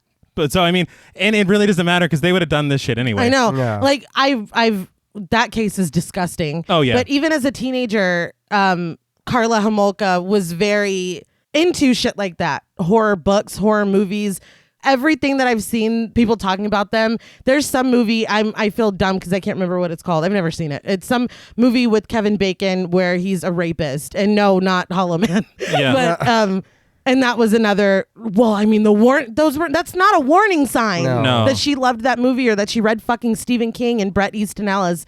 That drives me nuts. I think that's one thing that makes it very difficult for me watching the movie is when you think of all the controversy the book caused and all the even just filming an adaptation of the book caused. Yeah. And then you see the film and you're like, well, there's not. I mean, it's not Well, even. y'all hyped it up way more than what it actually is. Yeah. So I mean, I don't know. And even if it was showing a lot of the shit from the book, it's just art. Yeah. Like that's. I don't want to say that's your problem, but but dot. But we cut to Patrick walking through the lobby of his building, dragging a bag with Paul's body inside. He leaves a literal trail of blood, fucking Nightmare on Elm Street style, on the floor behind him. Yeah. But the doorman's just like, he's just sitting there. Once outside, Paul hails a taxi and starts to put the bag in the trunk. But just before he can, he's recognized by Lewis, who's walking down the street with the woman who is not Courtney. So he's cheating too? I don't know. I think everyone's fucking cheating. God damn. She's Gwendolyn Ichiban, played by Connie Chen. He asks Patrick if that's him, and Patrick is like, no. He tells Lewis that he's mistaken, but Lewis continues to introduce Patrick to Gwendolyn. He tells him that they're going to Nell's because Gwendolyn's father is buying it. Suddenly, he notices the bag that Patrick is shoving into the trunk, but instead of being horrified by the blood and the prospect of what could be inside, Lewis is like, where did you get that overnight bag? Yeah. Yeah, there's a human-sized something in the bag. Literally. But and you left a whole ass trail. Like, the trail was on the sidewalk, too. Yeah. It went all the way from through the lobby. See, again, even in the disposal of a body, it's a matter of image and brands and... Yeah. But never one to miss an opportunity to label drop, Patrick tells him that it's from Jean-Paul Gaultier before getting in the backseat of the taxi. He just couldn't leave. Like, he just had to one more brag. He sounded upset with himself that he had to say it. It's like, why am I like this? Patrick arrives at Paul's apartment, and his voiceover tells us that he used the keys that were in Paul's pocket when he disposed of his body. So I was like, what was that disposal like? What did you do with Paul's body? Yeah. Like, there's so many questions. But he walks in and is struck with panic when he realizes that Paul's apartment overlooks the park and is clearly more expensive than his. I love that the panic was about the apartment envy. Yeah. Yeah. And not that I gotta fucking cover my ass because I murdered a guy. I murdered a guy that I know Work that with. I just went out with. I mean, no. No. It's like, God damn it, this view is Look amazing. at his view. And this is when the music feels really psycho. Yeah. Yeah, And Mary Harron did say that Hitchcock was an influence, so you kind of feel it. for sure. But Patrick heads to the bedroom, grabs a suitcase, and starts packing. He ponders where he's going to send Paul on his imaginary trip and decides on London. Before leaving, he does his best impression of Paul on the outgoing message of his answering machine, telling everyone that he's going to London and telling his girlfriend that he'll call her when he gets back. He turns off the lights and leaves. Come on, man. Really? Well, Like, he barely did an impression. he did. Yeah. Oh, I mean, it just sounded like a happier Patrick. But the next day in Patrick's office, he's listening to Lady in Red by Krista Berg on his headphones with his eyes closed. He was fucking feeling it. He's vibing. Jean comes in wearing a skirt, and I was like, oh, Jean. Yeah. And nervously tells him that a detective is here to see him. Patrick says to tell the detective he's at lunch, and Jean is like, it's 10:30. He knows you're here. Defeated, Patrick tells her to send him in. He sits up at his desk and picks up his phone and immediately launches into giving an imaginary friend named John fashion advice about wearing bold colored shirts. Now, this is what I'm talking about, where this is a little taste of him being like, now you can't wear it with blah, blah, blah. This happens so many fucking times in the novel because all of his friends are like, well, what do you think, Patrick? Well, McDermott, what do you think about wearing brown shoes with these type of pants? Or do they need to be black? Or, well, where are you going? What are the, like that happens so fucking often. It's exhausting. It's exhausting. You're like, oh my God, I don't care. This isn't even a real outfit. Like this is all just hypothetical. They're getting a list together. I want to say they're writing a letter to GQ or something for fashion advice. And they're like, do you have any questions you want us to send in? Like, it is bananas. It's fucking insane. But in walks Detective Donald Kimball, played by Willem Dafoe. Yeah, it's Green Goblin. Yes. And in the Oliver Stone casting, this was going to be James Woods. Ugh. I know. Yeah, I don't know about that. I know. No, we love Willem Dafoe. Yes. Yeah. Did you know? Okay, so 2 things about Willem Dafoe that I did not know until I looked on his Wikipedia today. Number 1, he is from Wisconsin. That does not sound right. No. I always assumed he was from Europe, but I was way off. But his name is William Dafoe. Shut your fucking mouth. Yeah. Willem was a nickname that he got in high school. The audacity of this man to just be acting like that's a real name. Well, I think it's the translation from Dutch, if I'm not mistaken. That's hilarious. But yeah, his name is William. I've never heard it in my life except for Willem Dafoe. That's the only time I've ever heard that name. Well, there's Wilhelm, but that's that's a different name. But Patrick continues to give advice about who to tip at the salon and how much, and gets off the phone by telling John that T. Boone Pickens just walked in. I had to Google who this was. I guess he's another, like, I almost said rich piece of shit. I don't know if he's actually a piece of shit or if he was, but rich dude. Okay. Yeah. Own shit. So like a real estate. A Trump. Yeah. Yeah. Okay. So he was a piece of shit. But probably. You know what they say. Speak ill of the dead. Yeah. But Kimball smiles at this, and Patrick ends his imaginary call. Kimball apologizes, saying that he should have made an appointment, and asks if the call was important. Patrick is jovial, saying that they were really just spreading gossip. The detective formally introduces himself and says that he knows that people in Patrick's line of work can get very busy. Patrick responds by sliding his Walkman and a magazine from the top of his desk to his drawer. Well, it was embarrassing. He's like, yeah, no, I was doing a lot of business in here. After just admitting to gossiping on the phone, it was that was very funny. Kimball finally gets down to business. Paul's girlfriend, Meredith Powell, hired him to investigate Paul's disappearance, and he just has some general Paul Allen questions. Patrick offers him drinks, and Kimball declines, but Patrick still calls Jean on the intercom to bring him something. When she comes in with it, Paul slams down a coaster before she can set the glass on his desk. Patrick tells Kimball that he really doesn't know anything, and Kimball says that he thinks Paul's family is trying to keep everything quiet. Patrick derails the conversation again to insist on getting Kimball a lime for his drink, but the detective says that he really just needs his questions answered. He's like, I can get you lime. Yeah. It's not a problem. I got the buzzer right here. So is this all about keeping appearances? I think that he does not want to get into it. I think that he's cool because he's like, do you want a drink? Do you want coffee? Do you want sparkling water? Like, he just kept anything to start. Deflect. Deflect. Anything, use the water. Yeah. Anything to postpone these questions from coming, I think. Okay, that's fair. Did you see what they had said about the filming of this scene? I know something about the filming of all of the detective scenes. Okay, we're talking about the same thing. It's probably the same thing. But on commentary, they said that they had shot 3 versions of every scene with Detective Kimball. One version where Kimball thinks that Patrick did it. Right. One where he doesn't think he did it. And one where he's not sure. Right. And so whenever they have all this footage, when they edited all the scenes together, they would use different bits from different ones. You can feel it though, because sometimes I'm like, oh, he knows. Yeah. Oh, wait, no, he doesn't. Oh, no, he does. Yeah. Like, it's like... You're feeling Different Patrick's takes. like paranoia. Right, Yes. right. And I thought he was European because he said Willem Dafoe. I'm just realizing that. I always took him for an East Coast guy. Really? Yeah. Well, I like- could see that. Yeah. But Patrick answers the questions, his age, the fact that he went to Harvard, his address, which Kimball compliments. And, it was like, yeah. Oh, yeah. He's like, I like this guy.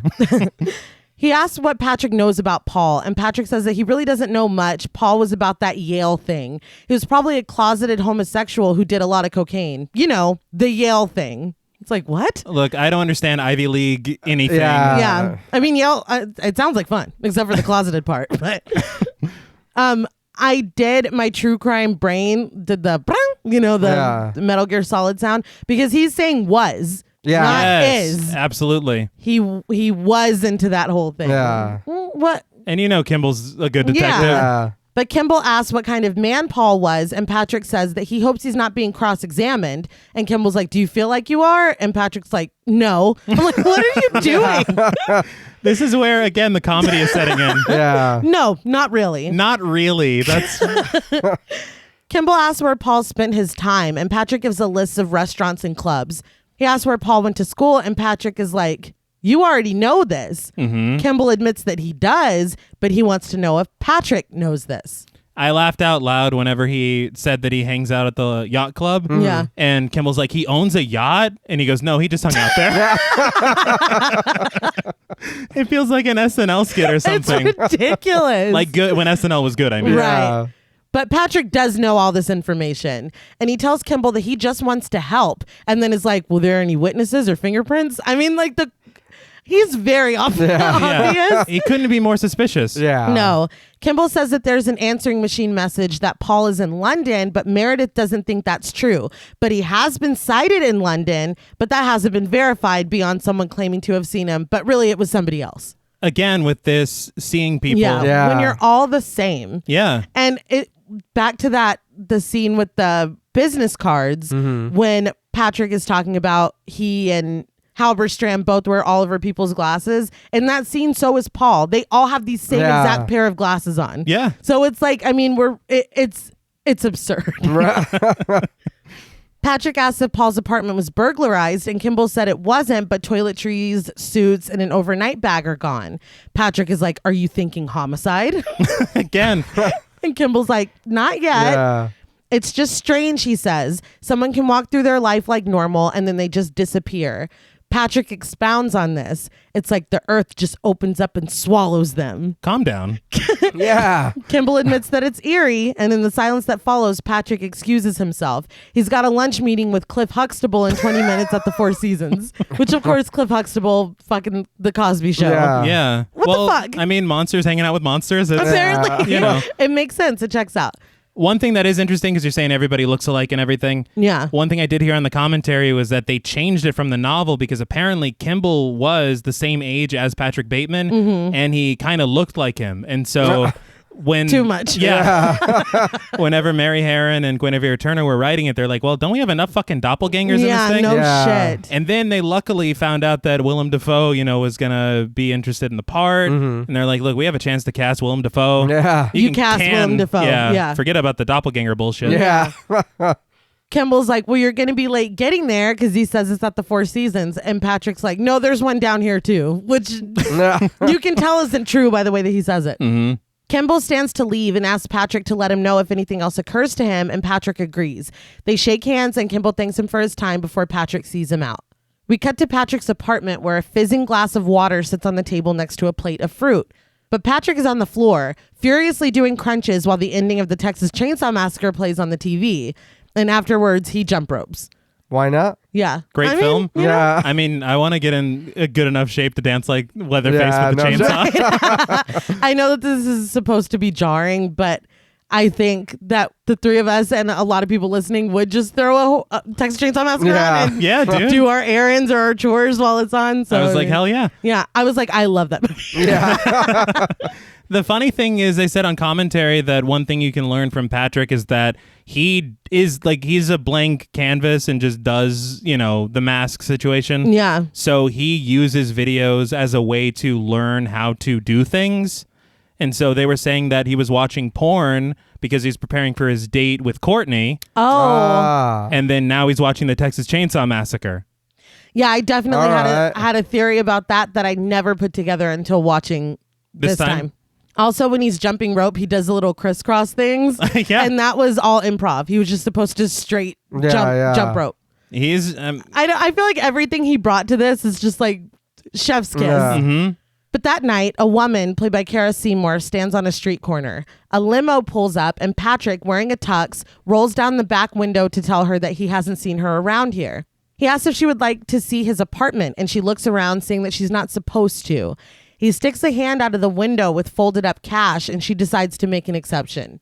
This is another thing, how his like wealth, or even the appearance of wealth when it came to Al, the unhoused man, affords him these opportunities to victimize people. Yeah. Yeah. Because this woman is like, no, like that's a bad idea, but him flashing money at her, okay, you know, and it's like, I know it's not the same obviously now, because I feel like as a society we know a little bit better, but I feel like back in the day people thought that people with money were like good people. Yeah. Right. And so you feel like this dude's wearing a fucking tux, he pulled up in a limo, he's giving me money just to get in the car, like you would think this would be okay. It's just sad to me. Yeah. Because even Al was like, he's like, you know, we'll figure out something. And he's like, thank you. Like, Yeah. you're such a good person. But I think that's kind of the thing of, I guess, the 80s in a way, where it seemed like people who were well off, it was like they're idolized. Yeah. They're people we want to Right, be. right. Yeah. And And- surely nobody like that could be bad. No, now we realize that most of the time It's the opposite. wealth is wasted on the assholes. Yeah. Yeah.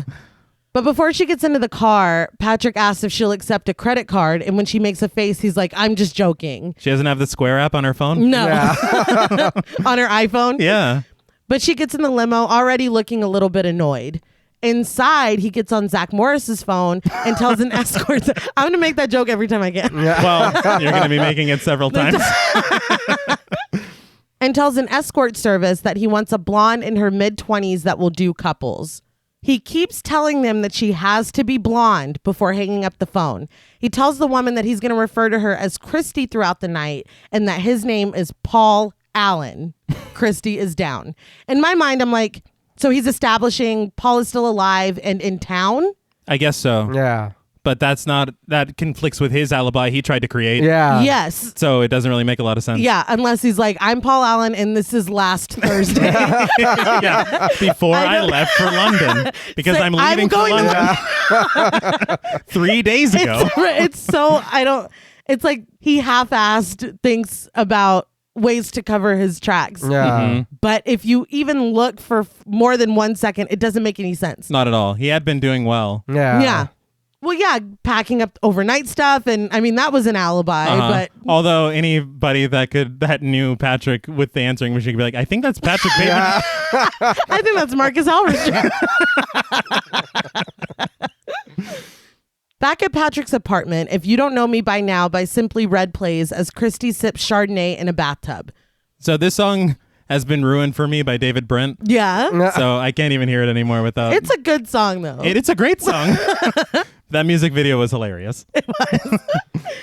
Patrick makes sure she knows how good the Chardonnay is and then tells her to clean her vagina. It's jarring. Yeah. He like switches demeanor in seconds. Yeah. And this scene, he does it like 50 times. Yes. But as she does so, their third arrives and he tells Christy to finish up her bath, put on a robe, and meet them in the living room. He's like, I think the Bijan. It's like, I wouldn't even know. Yeah. I would just come out naked. I don't know what the fuck you're telling me I not was to put scared on. for her. Because God help her if she put on the wrong fucking robe. But when he goes to greet the guest, played by Krista Sutton, he invites her inside and is disappointed that she's more dirty blonde than blonde. He tells her that he's going to refer to her as Sabrina and make sure to introduce himself again as Paul Allen. Christy comes out then in a robe and with her drink, to me looking like she lives there. I don't know if that's what Patrick had intended it to look like. Well, he said if she did couples. Yeah. So it seems like this is his wife or girlfriend. He asks if they want to know what he does for a living, and neither of them are interested. But he's like, I work at Pierce & Pierce on Wall Street. I don't know what that means. Yeah. Neither of them have ever even heard of it before. Trying to throw him a bone, Christy tells him he has a really nice place. She asks how much he paid for it, and he's like, actually, that's none of your business, Christy. That's what I'm talking about. I was like, what the fuck, dude? He's like, ask me questions about myself. Yeah. Well, that's none of your fucking business. But then he's like, but I can assure you. It wasn't cheap. He literally, this to me, first of all, I feel very sorry for these women. Yes, it's awful. But this borders on almost like cringe. No, Like, it's bad. Yeah. It's hard to watch because it's just so awkward. And I feel like there are moments here, because he starts going off in a minute, but there are moments where Christy and Sabrina look at each other like, what the fuck? Yeah. Like, there's this shared, like, this guy is fucking weird between them. Yeah. Sabrina starts to light a cigarette, and Paul's like, you can't smoke that in here. Again. Yeah. You're really killing the vibe. But then he's like, I'm not trying to get you drunk. Like, but the Chardonnay that they're not drinking is very good. Mm-hmm. But he says it like playfully right after he's like, don't smoke any. I mean, it's like, Yeah. let me keep up with one mood before you switch it up. Don't even know how to feel. Yeah. But he gets up and puts on In Too Deep by Genesis. He asks if they like Phil Collins, but give neither of them a chance to answer. Instead, he talks about how much he's loved Genesis since their album Duke came out. This is just like when he asked Paul Allen if he likes Huey Lewis, and he's like, well, me. It's like, dude, why are you even asking? And he gives a whole pitchfork review. Yeah. Yes. Like, Jesus Christ. But he says before that, he didn't really understand them. It was too intellectual and artsy. But on Duke, Phil Collins became more apparent. He invites them to the bedroom as he goes on and on about the value of the song Invisible Touch, the group's undisputed masterpiece. But this is what I'm talking about in the novel. There's a chapter on Genesis that goes on for pages. Right. I just don't understand what's going on here. It's a lot. It sounds like a real slog to get through. It is, dude. And I feel that's why I'm like, I don't even know if I like it or if I don't like it. Like, I really appreciate the value of, he's the world's most unreliable narrator. Right. He's a horrible person. He's focused on the stupidest shit. And so going through the novel through that lens, it's appropriate for it to be written that way. I think maybe it's just, if this were like a novella and it was jarring and weird and but like this being a full fucking novel, it's exhausting, dude. It's exhausting. There was a feature out on the DVD, and one of the people, like, they had a talking head on there. Yeah. And they said, oh, the novel is terrible. Like, it's like, oh, shit. I was just surprised they were so honest. I mean, it's a lot. But Christy and Sabrina join him on the bed, and he still talks about Phil Collins and Genesis as he instructs them to get undressed, and he sets up a video camera. He tells Sabrina to dance. It's fucking weird and awkward, dude. Yeah. Like, Well, she didn't come prepared. no, but she doesn't miss a beat. No. I mean, what a fucking weirdo. She plays Yeah. for keeps, or She- whatever the song says. But as she dances, he tells them the meaning of Land of Confusion. He says In Too Deep is the most moving song of the 1980s and starts to record them. He continues to instruct them, and I won't go into details, but he gives us the over-the-top line, Sabrina, don't just stare at it, eat it, Oh, my God. which is equal parts cringeworthy and hilarious. I mean, I don't know, because he tells her to look at it, and then he's like, don't just look at it. It's well- like, what the Well, what are you? I think it's What do you want from holds his her? composure. No, not really. I think Thinly veiled. I guess. for me, it's the back and forth between the Phil Collins Yeah. discography. Yeah. And then he literally says, why don't you get on the bed so Sabrina can see your asshole? I was like, I'm sorry, what? And then he's like, no, Susudio. It's like, no, dude, pick a lane. You are... I don't know. I enjoyed this very much. I thought it was the funniest fucking No, thing. it is It hilarious. is. I'm just saying, if you're in the right scene... now, it's hilarious. Well, no, if you're one of these women, this is the oh weirdest no, that's gotta experience. be. Yeah. No, literally, I'm telling this story for the rest of my life. Yeah. If this is just what it is, it's sex and him going on about Genesis and Phil Collins. That is a story that I will tell at every party I ever go to forever. Mm-hmm. But this Paul Allen guy? Yeah, exactly. Do you know Paul Allen from Now- Pearson Pierce? Yeah. He did leave for London 3 days ago. Right. Yeah. He was very clear about that. But he goes to change the track to Susudio, and it plays as they show each other the flesh. Seemingly the entire time, Patrick is watching himself in the mirror, flexing and posing for himself while the camera records them. He couldn't care less about these women. Yeah. No. It's all about himself and the camera, and even the matter of the camera, because he's telling them to look at the camera. Yeah. So it's all a matter of like Yeah, this well- weird disconnect and like At one point, I think it's when he's flexing and he's looking at himself in the mirror while he's having sex with Sabrina. Christy is laying on the bed looking at him like, what the fuck? He's Yeah. having a blast. And that's when he's like, look at the camera. yeah. He's like, don't look at me. It's just like really, really awkward.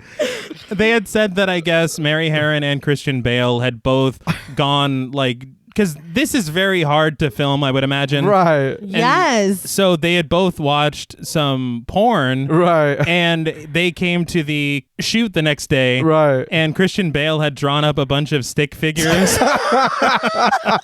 of positions he thought Patrick would try. Right. And would think would be like interesting to do. And so it's just made me laugh that that's what they chose.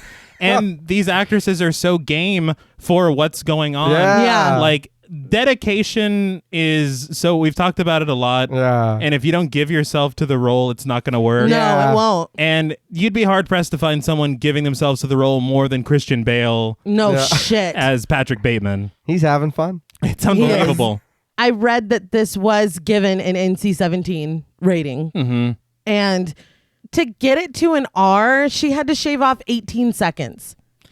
18 seconds of shit. And I read that most, if not all of it, came from this threesome. Oh, okay. I think it's funny to me because it's a matter of sex not being somehow being more offensive than violence. Always. right. Always. The yeah. MPAA is just fucking ridiculous. Yeah. But after everything, the three are in bed sleeping with Patrick in the middle. Unconsciously, Christy's hand flops onto his arm and it wakes him up. He wrenches it away from her and is like, don't touch the watch. This in the novel, he goes, don't touch the Rolex. Oh, he's not allowed to So wear he that. can't, Patrick, you're not wearing a Rolex. But now awake, he gets out of bed and they wake up. He goes to a drawer where he's got a coat hanger, scissors, scalpels, just a lot of instruments that are not there for anything good. And the music grows tense. Yeah. Yes.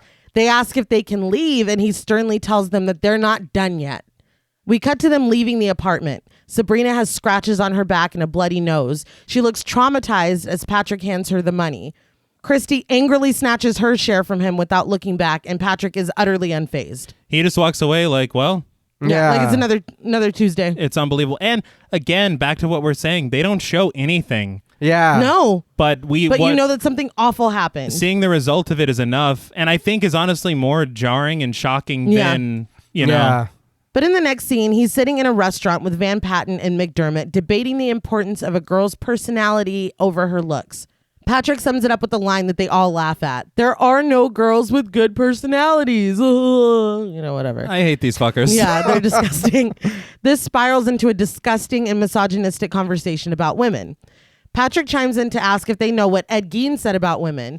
They ask if Ed Gein was the maitre d' at Canal Bar, and Patrick's like, serial killer, Wisconsin, the 50s. Which, like, I know this is supposed to make him weird, but this is fucking me. So it's like I'm in this picture and I don't like it. Well, there's a ton of times like whenever somebody says he'll say a serial killer's name and they don't know who it is. I'm like, you don't know who Ed Gein is? Yeah. We've had a steady diet of true crime for a very long Forever. time. So But he says that Ed Gein once said, when I see a pretty girl walking down the street, I think two things. Part of me wants to take her out and talk to her, be nice and sweet and treat her right. And the other part wonders what her head would look like on a stick. Back to the steady diet of true crime. Ed Gein did not say this. Ed Kemper did. So he doesn't even know what the fuck he's talking about. Ed Gein would never say this. If you've read anything about Ed Gein. No, and it honestly sounds more like Kemper anyway. Yeah, man, that motherfucker has some quotes. What makes me laugh is that after everything, he's like, no, I'll talk. Yeah. Like, dude, he's an open book. he is. And some of those pages are fucking awful. Yeah, we shouldn't be reading them. But I did laugh at the way that he shares this anecdote like it's just casual conversation. Right. Well, yeah, because after he says it, he laughs, but McDermott and Van Patten aren't laughing at all. No. Because, like, even for them, they're like, holy their shit. head. Like, Yeah. Patrick. Lewis approaches them to get their opinion on his new business card. He unveils it and shows it off, but it seems like McDermott and Van Patten have lost their hard-ons for business cards. Yeah. It's funny because this was the shit a couple days ago, and he's like, hey guys, look, and they're like, okay, Lewis, Yeah. great. And I'm sorry, but when I saw the card, I was like, the indented gold lettering. Like, it's the best card because it Out doesn't. of all of them. Yeah, but we're not talking about cards anymore, so... You missed it. But Patrick is staring at it, and tense, ominous music begins to play. Lewis leaves, and Van Patten asks what they're doing for dinner. Patrick snaps at him angrily, asking if that's all he knows how to contribute. What are we doing for dinner? They're all like, oh, like McDermott tries to razz him playfully, putting a hand on his shoulder, but Patrick smacks it off and tells him that if he touches him again, he's going to draw back a nub. He gets up and goes to the bathroom. In the bathroom, the tense string music continues as Patrick slowly enters and pulls on black gloves. I think in the novel they're Louis Vuitton. If anyone, cares. Are you sure they weren't isotoners? Yeah. I know another killer. Who preferred them. Yeah.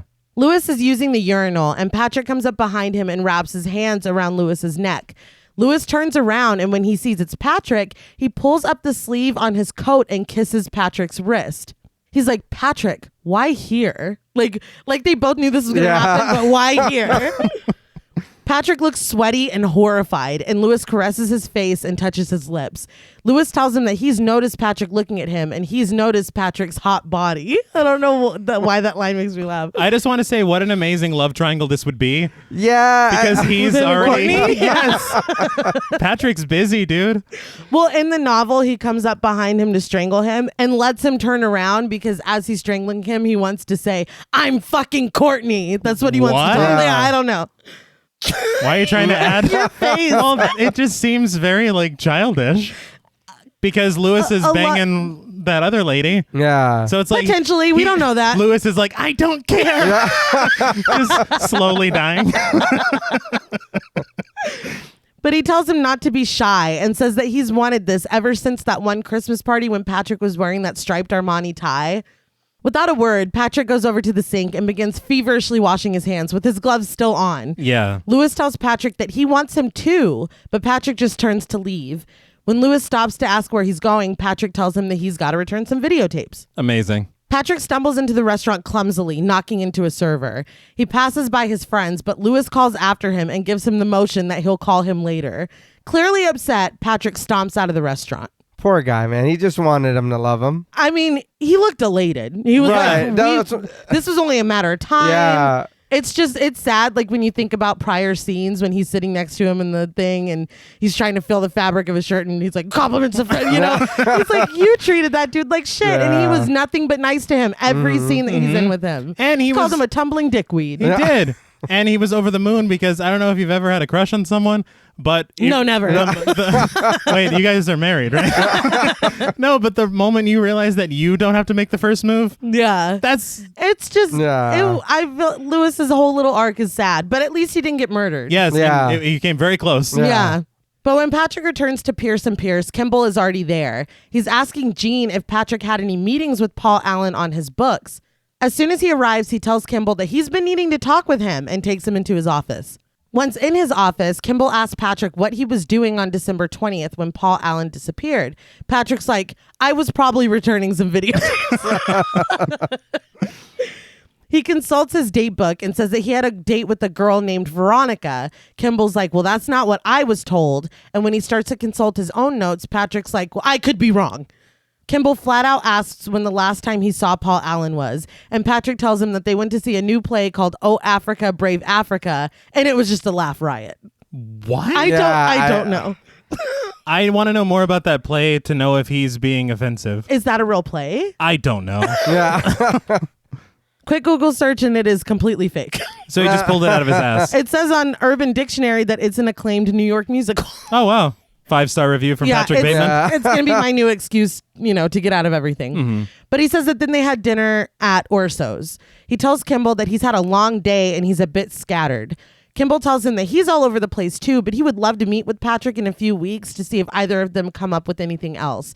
It's weird that Kimball is so interested in his story. Yeah. Yeah, well, that's what I was thinking because these are all fucking, we've already, established this, identical dudes.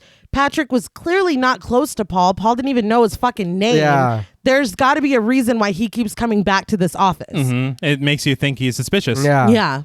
But he tells Patrick that it would be very helpful if he could pin down where he was and what he was doing on December 20th.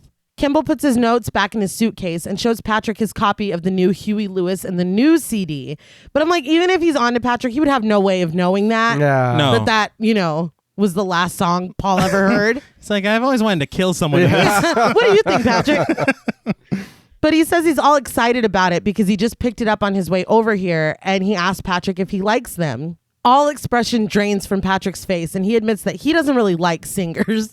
He likes music and everything, but Huey's just too black sounding for him.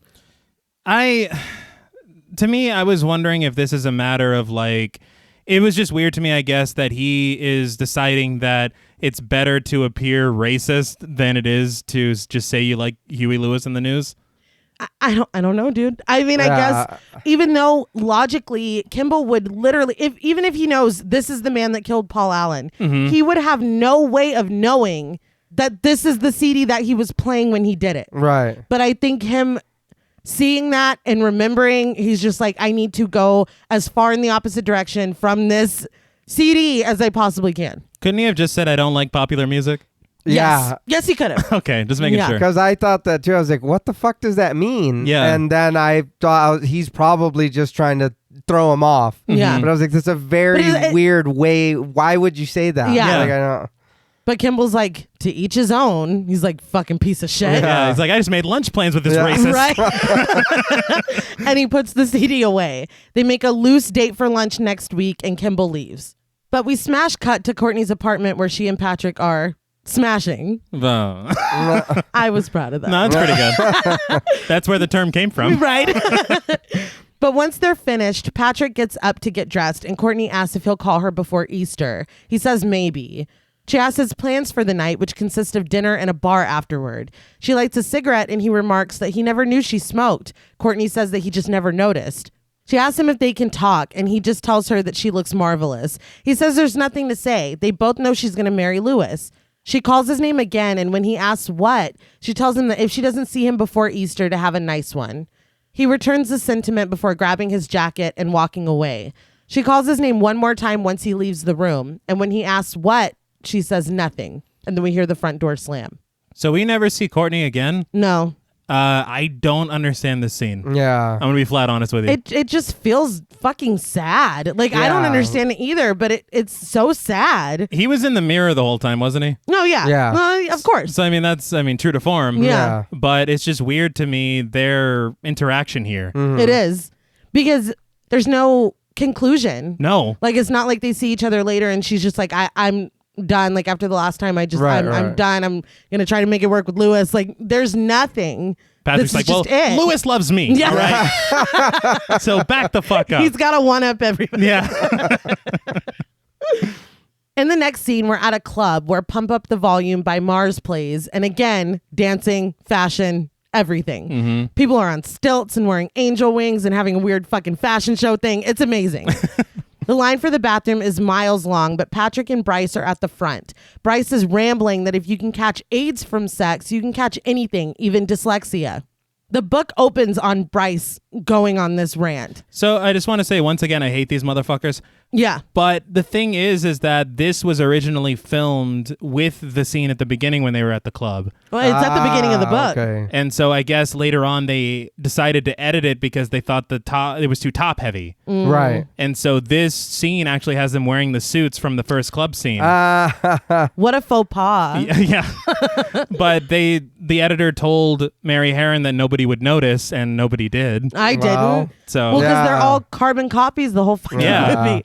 There's a scene when they're at a club and Bryce like starts freaking out and runs through and jumps off a balcony or something. Like this dude is a fucking character on his own. But I mean, that doesn't happen. no, he just loses his shit in the bathroom here. Yeah.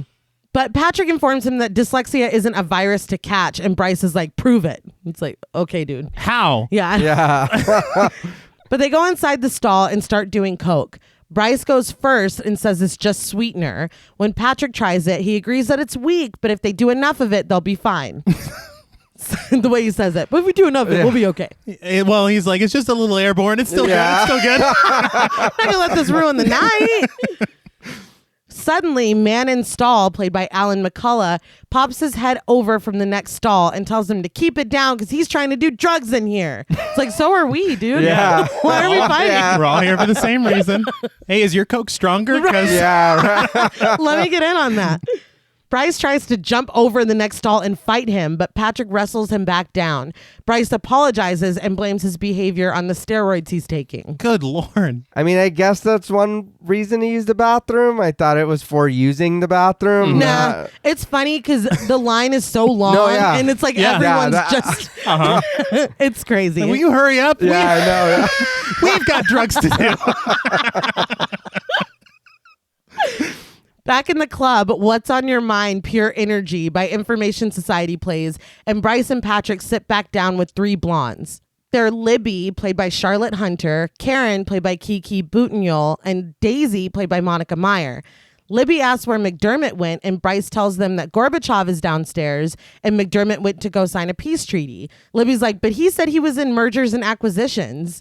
Karen tells him that Gorbachev isn't really downstairs, and Bryce is like, yeah, he's not. He's at another bar. What the fuck? Patrick tells Daisy to ask him a question, so she asks him what he does for a living. He tells her he's into murders and executions. She asks if he likes it, and he's like, what do you mean? Yeah. Well, she's like, most guys who work in mergers and acquisitions don't really like it. In the novel, he's like, that's not what I said. Oh, shit. But just keeps the conversation going. Yeah. But in the movie, he's like, well, where do you work out? See, again, it feels like in reality he said mergers and acquisitions. Yeah. Yeah. But then in this weird Yeah. in my brain thing, Yeah. you know? But we cut to them standing on the sidewalk outside. Daisy asks Patrick if he thinks she's dumb, if he thinks that all models are dumb, and he tells her that he doesn't. She says she doesn't mind because there's something sweet about him before they get into a cab together. Is there really? I don't know, man. Why is Evelyn trying to marry him? I don't Why know. is I don't understand any of it. And Gene clearly does have a crush on him. Right. I don't get any of it. He's got great skin and a good sense of style. And a better haircut And than a better haircut. But let's be honest, his business card game is trash. The next morning, Patrick is sitting in his office with sunglasses on and playing with a lock of blonde hair. So, Yeah. When there's a knock at the door, he stuffs the hair into his shirt pocket and Jean comes inside. She asks him if he needs help with the crossword puzzle he's working on. And we see that everything he's filled in either reads meat or bone. I laughed because one said bonist. Yeah. He wasn't even trying. He completely ignores her, so she sets a folder on his desk and turns to leave. He stops her, asking if she would like to come to dinner with him if she doesn't have any other plans. When she confirms that she's free, he asks where she would like to go and insists that she pick. He tells her he can get them in anywhere, and after a moment of thought, she reluctantly suggests Dorsia. This upsets me because she's so sweet and cute. Yes. And he's the worst human being. Yeah. The smile drops from Patrick's face, and he's like, Dorsia is where Jean wants to go. She immediately dismisses it, saying they can go wherever he wants, but Patrick tells her that Dorsia is fine. He picks up his Zach Morris phone and calls the restaurant and asks for a table at 9. The man on the other end tells him that they're completely booked, but he's like, okay, great. Patrick ends the call and takes off his glasses, saying that Jean is dressed okay. Jean tells him that he didn't even get a name for the reservation, and Patrick's like, they know me there. I laughed because the dude on the phone is like, no, listen. Like, Yeah, he's like, We are booked. He invites her to meet him at his apartment at 7 for drinks before they go to dinner. She starts to leave happily, but before she can make it out the door, he tells her that she needs to change before they go out. asshole. yeah. At Patrick's apartment that night, Jean wears a sleeveless beige dress with a sweetheart neckline. I was like, Jesus Are you Christ. turning I'm talking like Babin. She compliments the view and calls his apartment elegant as he gets a sorbet out of the freezer. When he opens it to get the container, we see Daisy's head sitting on a shelf of the freezer wrapped in plastic. Why you keep that head, man? It doesn't do anything anymore. Why do you It have doesn't it? do anything. I don't know. And why are you having people over? Like I don't know. I don't know if the film is called American Psycho. He's the psychopath. No. Oh, So, you're right. You're right. That might be why. They had said that with budget filmmaking. That was the other thing that kind of pissed me off, is that after they brought Mary Harron back, they're like, well, you can come back and make it with Christian Bale, but your budget better not be over $10 million. And they were going to give Leo 20 on Just it. for himself. So what the fuck? It's kind man? of infuriating, but part of budget filmmaking is the way that they accomplished this shot is they just had the actress stick her head through a hole in the Yeah. I yeah. love no, it works. It looks Yeah. I was like, damn, that I thought it was just a separate Yeah. thing that they sculpted. I would have never been able to tell. no, that was actually Yeah. her. Yeah. No. They said just be very still. Right? But he gives Jean the sorbet, and when she offers him a bite, he tells her that he's on a diet. She compliments him. He looks great. He doesn't need to lose weight, but he tells her that you can always be thinner and look better. Jean wonders if them going out to dinner will tempt his willpower, but Patrick says he's not very good at controlling his willpower anyway. Horrifying. Yeah. Yeah. He tells her to briefly summarize what she wants to do with her life as he goes into the kitchen and surveys a drawer of knives. Jean tells him that she'd like to travel, maybe even go back to school. She has so many possibilities that it makes her unsure. Patrick asks if she has a boyfriend, and she tells him that she doesn't. She asks if he's seeing anyone seriously, and he says, maybe. I don't know. Not really. Which is not an answer. Evelyn's ears are just Yeah.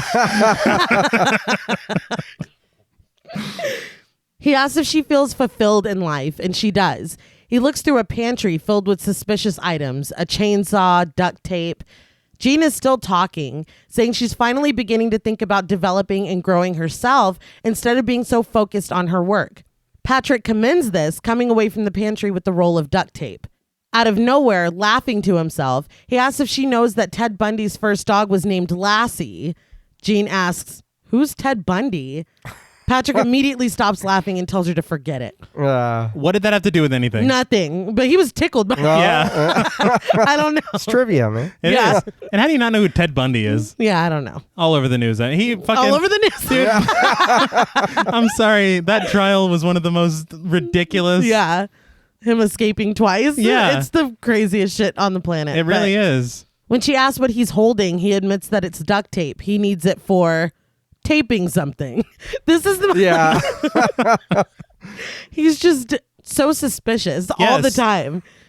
Jean asks if he's ever wanted to make someone happy as she starts to set down the carton of sorbet and the spoon onto the table, but Patrick snaps at her, yelling at her to put the spoon in the carton instead of the surface of the table. She's thrown off balance, and he has to prompt her to ask her question again. Has he ever wanted to make someone happy? He comes out of the kitchen and stands behind where she sits on the couch. He raises a nail gun to the back of her head and says that ultimately he just wants to have a meaningful relationship with someone special. Before he can pull the trigger, the phone rings. The answering machine picks it up, and it's Evelyn. She playfully tells him she hopes he's not out with someone else because he's all hers, her boy next door. She calls him that in the novel too. She continues that he never called her back, so she'll leave a message with Jean that they're supposed to meet her friends for dinner. Patrick sets the nail gun down and sits in a chair across from the couch. Jean eyes him as Evelyn continues to talk, calling him honey, then apologizing because she knows he hates that, then a long drawn-out goodbye before hanging up. Already knowing the answer, Jean's like, was that Evelyn? Patrick says nothing, just looks angry. She asks if he's still seeing Evelyn, and he still doesn't answer. She apologizes for prying and asks if he wants her to go. He tells her to go because he doesn't think he can control himself. She says that she has a tendency to get involved with unavailable men and asks one more time if he really wants her to leave. It's fucking sad. Yeah. He tells her that if she stays, something bad might happen and he'll hurt her. This is like really good writing because We know what he means. exactly. Yeah. But she's like, yeah, emotional, you know? Yeah. He confirms that she doesn't want to get hurt, and Jean finally leaves, reminding him of his lunch date with Kimball on her way out. Very sad because on commentary they said she reverts back to her job position. Yeah. The thing about the phone call, first of all, I don't know why he didn't just hang up the phone. Yeah, But I was like, that's bad timing. Yeah. I was like, and why did you let it play? He The did. whole thing. Yeah. It's like, I love you because you're my fiance. Yeah. Remember? But I mean, the phone call, obviously, it broke Jean's heart, but it also saved her fucking life It did. Oh yeah. because it kind of pulled him out of whatever mood he was in. Yeah. And it's for the best. The next day, at their lunch date, Kimball asks if Patrick has any new thoughts about what he did. Patrick is holding a knife and fork like he's never eaten a meal before. And when Kimball starts to talk, he starts shaking an insane amount of salt onto his food. Yeah. Dude, I was watching him and I was like, Patrick, you are wet. Yeah. He's quite sweaty. He says that he had a shower and a sorbet that night. Kimball says that he's getting his dates mixed up because Paul's calendar and his secretary both said that he was having dinner with Marcus Halberstram that night. When Kimball questioned him, though, he denies having dinner with Paul, even though he wasn't sure at first, but he has an alibi. He asked Patrick again where he was that night. Patrick asked where Marcus was, and Marcus was at a club with a list of men, including McDermott and Patrick. Patrick's like, oh, that's right. Yeah. He must have gotten his dates mixed up. His date had to have been the following night. Kimball levels with him. He thinks Paul lost it a little bit and just took off for a while, maybe to London and maybe not, but he'll turn up sooner or later. Kimball smiles at the prospect that his friends would have killed him for no reason, and Patrick forces a smile. So does Kimball just need a friend? Yeah. I know, he's like, do you want to go to lunch? Yeah. If you think this dude's innocent now, I don't know. why are we here? I don't know. But this Patrick's entire behavior in this scene is fucking hilarious. Yeah. Oh, yeah. Like, I mean, he's just the most guilty looking. Like, why are you doing any of Yeah. this? You would think that doing all that he's done, Right. he would be a little bit better at the... Yeah, no, not at all. And- it was the salt. I'm like, Kimball, like, look Jesus at him. Christ, he's ruining his meal. Look. Yeah. But that night, Christy sneers as she sees Patrick's limo drive up. He rolls down the window and she's immediately reluctant because she had to go to the ER after last time. He promises that this time will be different, but she says no. He holds money out to her and asks that she just talk to him in the limo for a minute. He tells her she'll be safe with the driver up front. Christy takes the money and gets inside, accepting a drink when he offers her one, and continues to promise that this will be nothing like last time. That would concern me because it started pleasant enough. Yeah. Yeah, it did. So is that where it's going to be nothing like it? Or... Yeah. Like, Yeah. But again, it's the matter of money. Yeah. It's just sad. Very. It's this thing that he has over, I'm not going to say everyone because his friends are rich too, but a lot of people. Yeah. The people that he victimizes at the very least. Yeah. He asks how she's been, and she tells him that she might actually need surgery from the last time they were together. Her friend even told her that she should get a lawyer. He scoffs at this and tells her not to. Instead, he writes her a check. As soon as he hands it to her, she sets her glass down, snatches it away, and gets out of the car. She walks quickly down the street, but Patrick follows in the limo, whistling at her. When she finally stops and turns to him, he's holding out more money to her. When she reaches for it, he snatches it back until she gets back into the limo. Once she does, he tells her he'll give her half the cash now and half later. He tells her again that her name is Christy and they're meeting a friend of his named Elizabeth at his new apartment. It was a real Mike Insland moment because I was like, she was out. Yeah, man. She was literally walking away. Yeah. Just, But he takes her back to Paul Allen's apartment, where Elizabeth, played by Guinevere Turner, asks her if she went to Dalton because she looks familiar. Christy doesn't even answer, just sits uncomfortably.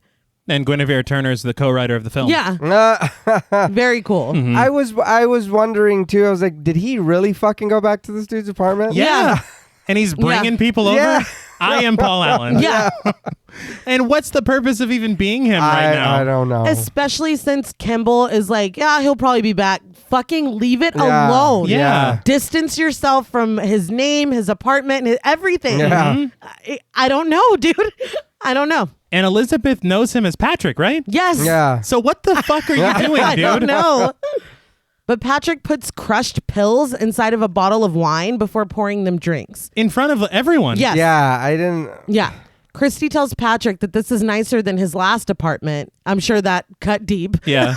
He's like, it's not that much nicer. Calm down. And asks where the two of them met. Elizabeth rambles about how they met, insulting the girl that Patrick was dating at the time. She asks how Christy knows him, and Patrick tells her that she's his cousin from France. Elizabeth is incredulous. How is it that he's so good at wearing a mask, but in any situation where he's required to lie? Yeah. It's like he's never spoken before. I don't know. After remarking that the wine tastes funny, Elizabeth places a call to a drug dealer and is annoyed when he doesn't answer. Patrick tells her not to say where they are, but when she asks for a number that he can call back, Patrick's like, "Oh, we're at Paul Allen's." Why? Yeah, I don't know. He's just so bad at this. yeah. When she gets off the phone, she asks Patrick if he knew the guy at Pierce & Pierce that disappeared, and he's like, no. She asks if he has Coke or Halcyon, which, I mean, my inner Bateman is coming out, but Halcyon is what Carla Homolka stole from the vet that she worked at to drug people. So I'm not saying that. Anyway. Fuck. Instead, Patrick refills her wine and says that he really just wants to see the two of them together. I think he says, get it on. Yeah. It's like, what year is that? Yeah. He's like, it's totally disease free.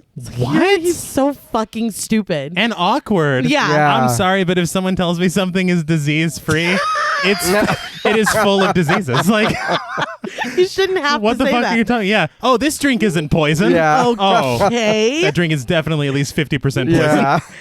But Elizabeth just laughs, saying that she's not in the mood for lewdness. She asks Christy if he does this all the time, and Christy doesn't answer.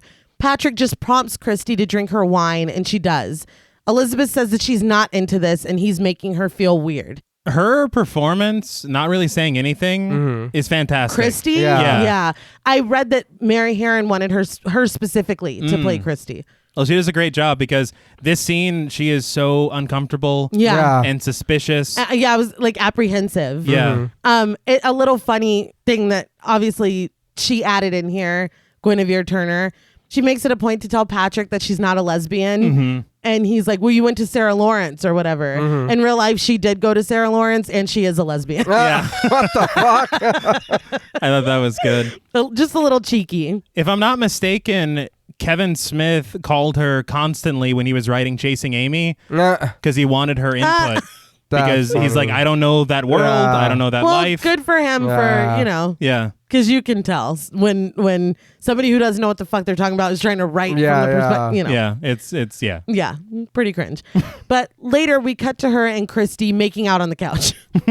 Patrick sits next to them, telling them about Whitney Houston's debut LP as The Greatest Love of All by the London Philharmonic Orchestra plays on the CD player. And it is the London Philharmonic Orchestra because Whitney Houston said absolutely not. They could not use any of her music. But when I'm watching the movie, I didn't know that it wasn't Yeah, The Greatest Love of All for real. I was waiting on her vocal. Yeah. Yeah. And it never came. And then I was like, oh, so that's what's going on. Yeah. Yeah. I didn't even put it together till I didn't I was either. looking at the soundtrack listing on Uh-huh. IMDb and I was like, oh shit, that wasn't even Whitney Houston. Yeah. And honestly, I feel like this scene works better with just the instrumental. Yeah, Yeah. it does. I didn't notice that either. Yeah. That there was no vocals or nothing. I was like, this dude's a fool. Yeah. He's sitting there talking about Whitney Houston. Elizabeth laughs at him listening to Whitney Houston until she falls off the couch. Patrick doesn't care. No. He goes on to tell them that The Greatest Love of All is one of the most powerful songs ever written. The way this dude, he can't just like a song. No. He's like, this is the greatest song of the 80s. Like, It feels like modern criticism where something is either the greatest thing ever Yeah. or the worst ever. There's no nuance. absolutely not. But Christy is just staring at him uncomfortably. Patrick goes on and on. The song tells us that it's never too late to better ourselves. Since it's impossible to empathize with other people, we can empathize with ourselves. I don't think that's what Whitney Houston meant. when she wrote the song, or whoever wrote the song, when she was singing it. I don't think that was the point of the song. But for some reason, his interpretation of it is really touching him. Yeah. It is. Like, he seems really... He's like, because nobody can empathize with other people. Like, right, guys? Like, he's really going out on a limb here. Yeah. We cut to the three of them in bed together, and flesh is being shown. While Patrick is preoccupied with Elizabeth, Christy slides out of the bed and starts to pick up her clothes. When Elizabeth starts to scream, Christy realizes that the sheets are becoming stained with blood. Patrick comes up from under the sheets with blood all over his face. Christy takes off, wearing nothing but her slip, running through the apartment. But when she opens a closet door, there are 2 dead blonde women hung up in blood-stained dry cleaner bags. She opens another door to find the words "Die Yuppie Scum" spray painted on the wall with a bloody body and a ransacked room beneath. She runs away just as a chainsaw starts up. Still covered in blood and wearing nothing but white tennis shoes, Patrick comes running down the hall with a chainsaw. This is when I'm like, he was watching Texas Chainsaw Massacre. Was he just like, I'm going to try that out? Like, I don't know. That seems like a great idea. Yeah, that looked like fun. So this was something that was odd to me whenever I watched this throughout my life. I was like, because it made me laugh that he had those white tennis shoes on. Right. Yeah. Because there's no way he'd be wearing that with his suit. Right. No. So it was like, what? But I watched it this time again, and you see when they're showing the flesh in the bed. Yeah. He's wearing those tennis shoes. So it's like... He was like ready for it. Yeah, he was prepared for this thing. Well, as soon as she slunk away, that's when he started attacking. Yeah. I mean, I it's don't like know, he man. knew. It's awful. He was ready. Yeah. But Christy runs until she finds another naked, bloody body in the bathroom. I don't know if this is supposed to be Elizabeth. See, this is the weird thing to me, is that she had 2 seconds to slip away. Yeah. Yeah. And I did read that this naked body is played by Guinevere Turner. So they were in the bed when she. Yeah. I don't know Exactly. But that's the whole thing about this sequence completely, because it feels like a surreal nightmare. Right. Yes. Right. Because the way it's edited, she's running through doors that don't really make sense. Yeah. And the apartment, it seems to go on forever. Yeah. It's like a maze. Yeah. So I don't know what's going on. But Christy slips in the blood, and Patrick finally catches up to her. He starts to bite her calf, but she kicks him in the face and continues to run. When he bit her, I was like, what the fuck? could not believe it. He's got to stop her somehow, I guess. I guess this is some kind of allude to the cannibalism. I guess. I mean, we get it explicitly, obviously, in the novel. He tries to make a meatloaf out of a woman. After he does. Did you just say ooh? I like meatloaf. Yeah. It's like half of that. Yeah. After he does the rat thing, he bakes her bones. He just bakes her bones. I think, I can't remember. There's so much torture going on, but one of the women, while he's torturing her, or when she wakes up, he's eating another woman's brains and putting mustard on it. And he's just eating mustard brains. Yeah, I don't know if that's safe. Yeah. Probably not. Yeah, I wouldn't do it. That doesn't sound like a good combo No, either. yeah. Mustard. French's is like, but you can't say it was French's. Yeah, right. They can use it at the restaurant. Yeah, not Patrick. But he screams at her, not the face. Christy finally makes it out of the apartment and does everything right, screaming at the top of her lungs, banging on all of the neighbors' doors. She rushes down the stairs, but Patrick follows behind, revving the chainsaw. He stands over a flight of stairs and holds the chainsaw over the stair hole. Yes, indeed. Yeah. Timing it just right. He lets it go and screams. And from our view at the top of the stair hole, we see that the chainsaw has killed Christy all the way down on the bottom floor. She was almost out. And again, we see it jutting out of her side. Yeah. We don't see it hit her. We don't see her die. Right. We just see the aftermath of her lying at the bottom, having been killed. Yeah. Again, it's kind of like the feather. Yeah. And it's so funny that they showed Texas Chainsaw in this film, because that's the method they're using. Yeah. Right. That was pretty dangerous too, though, to run naked and then with chainsaw at waist level. Very close. Nah, there's. I read that they said when they would take breaks from filming this, Christian Bale was just hanging out in the white tennis shoes and a sock, a modesty sock. He was just hanging out with it. Well, he was comfortable. Yeah, he didn't care. No robe, no nothing. So again, this feels surreal because she banged on how many doors? Yeah. He's screaming at full volume. Yeah. Yeah, with a fucking chainsaw. With a chainsaw down the stair hole. Yeah. Like, I'm sorry, man. That's a lot. They did say one thing, though, that was very interesting was the subversion of tropes in that a naked man is chasing the woman. Oh, I like that. Yeah, so it's that's an a good interesting, point. yeah. In the next scene, he sits at a restaurant with Evelyn, using crayons to draw exactly how we saw Christy lying at the bottom of the stairs with the chainsaw in her side. It's when they were talking about making reservations earlier, they were talking about a place called Crayon, and I'm guessing that this is Crayon. I guess. Wait, did Crayon? The restaurant was called Crayon. I didn't hear that. You can't say Crayola. No. Don't. He has rose art. Yeah. Yeah. No. But Evelyn does not notice what he's drawing. I'm assuming it's crayon because they have crayons and the tablecloth is to be drawn on. That is true. But how does she not see? It's right in front of her. It's right. Yeah. When she tells him she needs a firm commitment, he tells her that they've lost touch. She asks what's wrong, and he says that his need to engage in homicidal behavior on a massive scale can't be corrected because he has no other way to fulfill his needs. She makes no reaction to this. How can you not? Yeah. And his head is kind of like turned to the side when he's saying it. Like it looks weird. I don't know. And it almost seemed like ADR as well. Right. Yes. So I'm like, what the fuck is actually happening? And no one can. No. No. But yeah, she doesn't react. He finally tells her that it's all over, drawing a big red X on his sketch of Christy. Evelyn apologizes for bringing up the wedding, but he tells her that it's done. They're over. Mm-hmm. She's like, but we share the same friends. Breaking up is not going to work. Patrick's like, well, yeah, I've been thinking a lot about that. You can have all of them. They do suck. Yeah. This is when Evelyn realizes that Patrick is not joking. She asks him to think of their past, but he says they never really had one. Astonished, she tells him that he's inhuman, but he assures her that he's in touch with his humanity. Well, okay. He says that he's sorry, but she's just not terribly important to him. She's like, don't you know who I am? God damn it. This is when Evelyn starts to sob. People start to stare at them. She asks what he wants from her, and he tells her to stop making the scene right now. Yeah. Starting there. That's rough, though. How do you Yeah. expect her to take it? Yeah. You don't mean that much to me anymore. That's for real. cruel. Yeah. And abruptly, too. Yeah. She continues to cry, and Patrick is done. He gets up, and when she asks where he's going, he calmly tells her that he has to return some videotapes. He leaves Evelyn embarrassed and trying to compose herself. It's a very thorough rental history. Yeah, he does. That night, Patrick visits an ATM when a small cat walks over to him. He picks it up and pets it, but the ATM machine flashes the message, "Feed me a stray cat." Patrick's like, oh shit, I have one of these right here. He tries to bring the cat up to the slot, and when it obviously doesn't fit, Patrick puts a gun to the back of the kitten's head. Like the kitten's gonna be like, all right, man, okay. Like, what the fuck are you doing? I understand the urgency now. Yeah, what are you doing?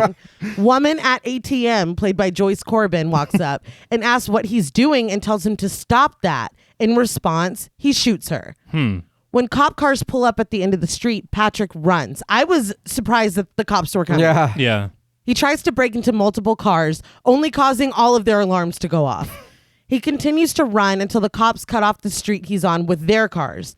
They get out and demand that he drop his weapon, but Patrick opens fire on them. It's a full-on shootout, but Patrick shoots the cop cars and they explode. He looks at his own gun with wonder when this happens and just turns around and runs in the other direction. He's like, what the fuck? Well, it feels like an absolute fantasy. Yeah. I really want to know what pills he was taking earlier. Right. Yeah. Oh, yeah. Or if maybe- maybe he's not taking them right now. Exactly. Because you don't really explode cars with a pistol very Yeah. often. You know, not usually. No. He cuts through a building when the night watchman, played by Brian Renfro, addresses him as Mr. Smith and reminds him to sign in. Patrick shoots and kills him. Yeah, he's going straight GTA. Like, Yeah. yes. Yeah, he No just- joke. No, yeah, the He tried to stars. steal 3 Yeah. cars. Yeah. He runs through the lobby and out the revolving doors just as a custodian steps off the elevator. He rides the doors back around in a circle and shoots the custodian too before running off into the night.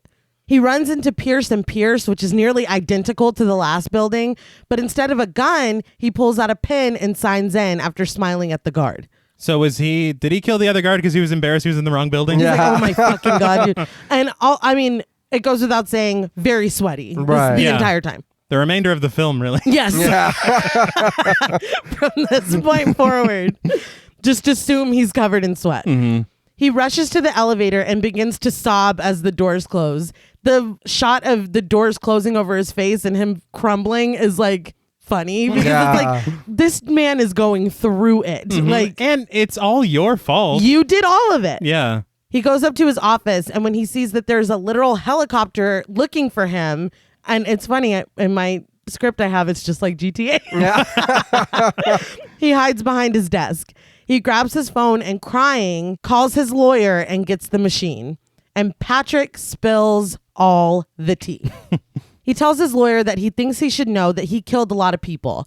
A few sex workers in an apartment uptown, 5 or 10 homeless people, an NYU girl he left behind a donut shop, his ex-girlfriend Bethany with the nail gun, the homeless man, and he just killed another girl with a chainsaw. But he had to kill her because she almost got away.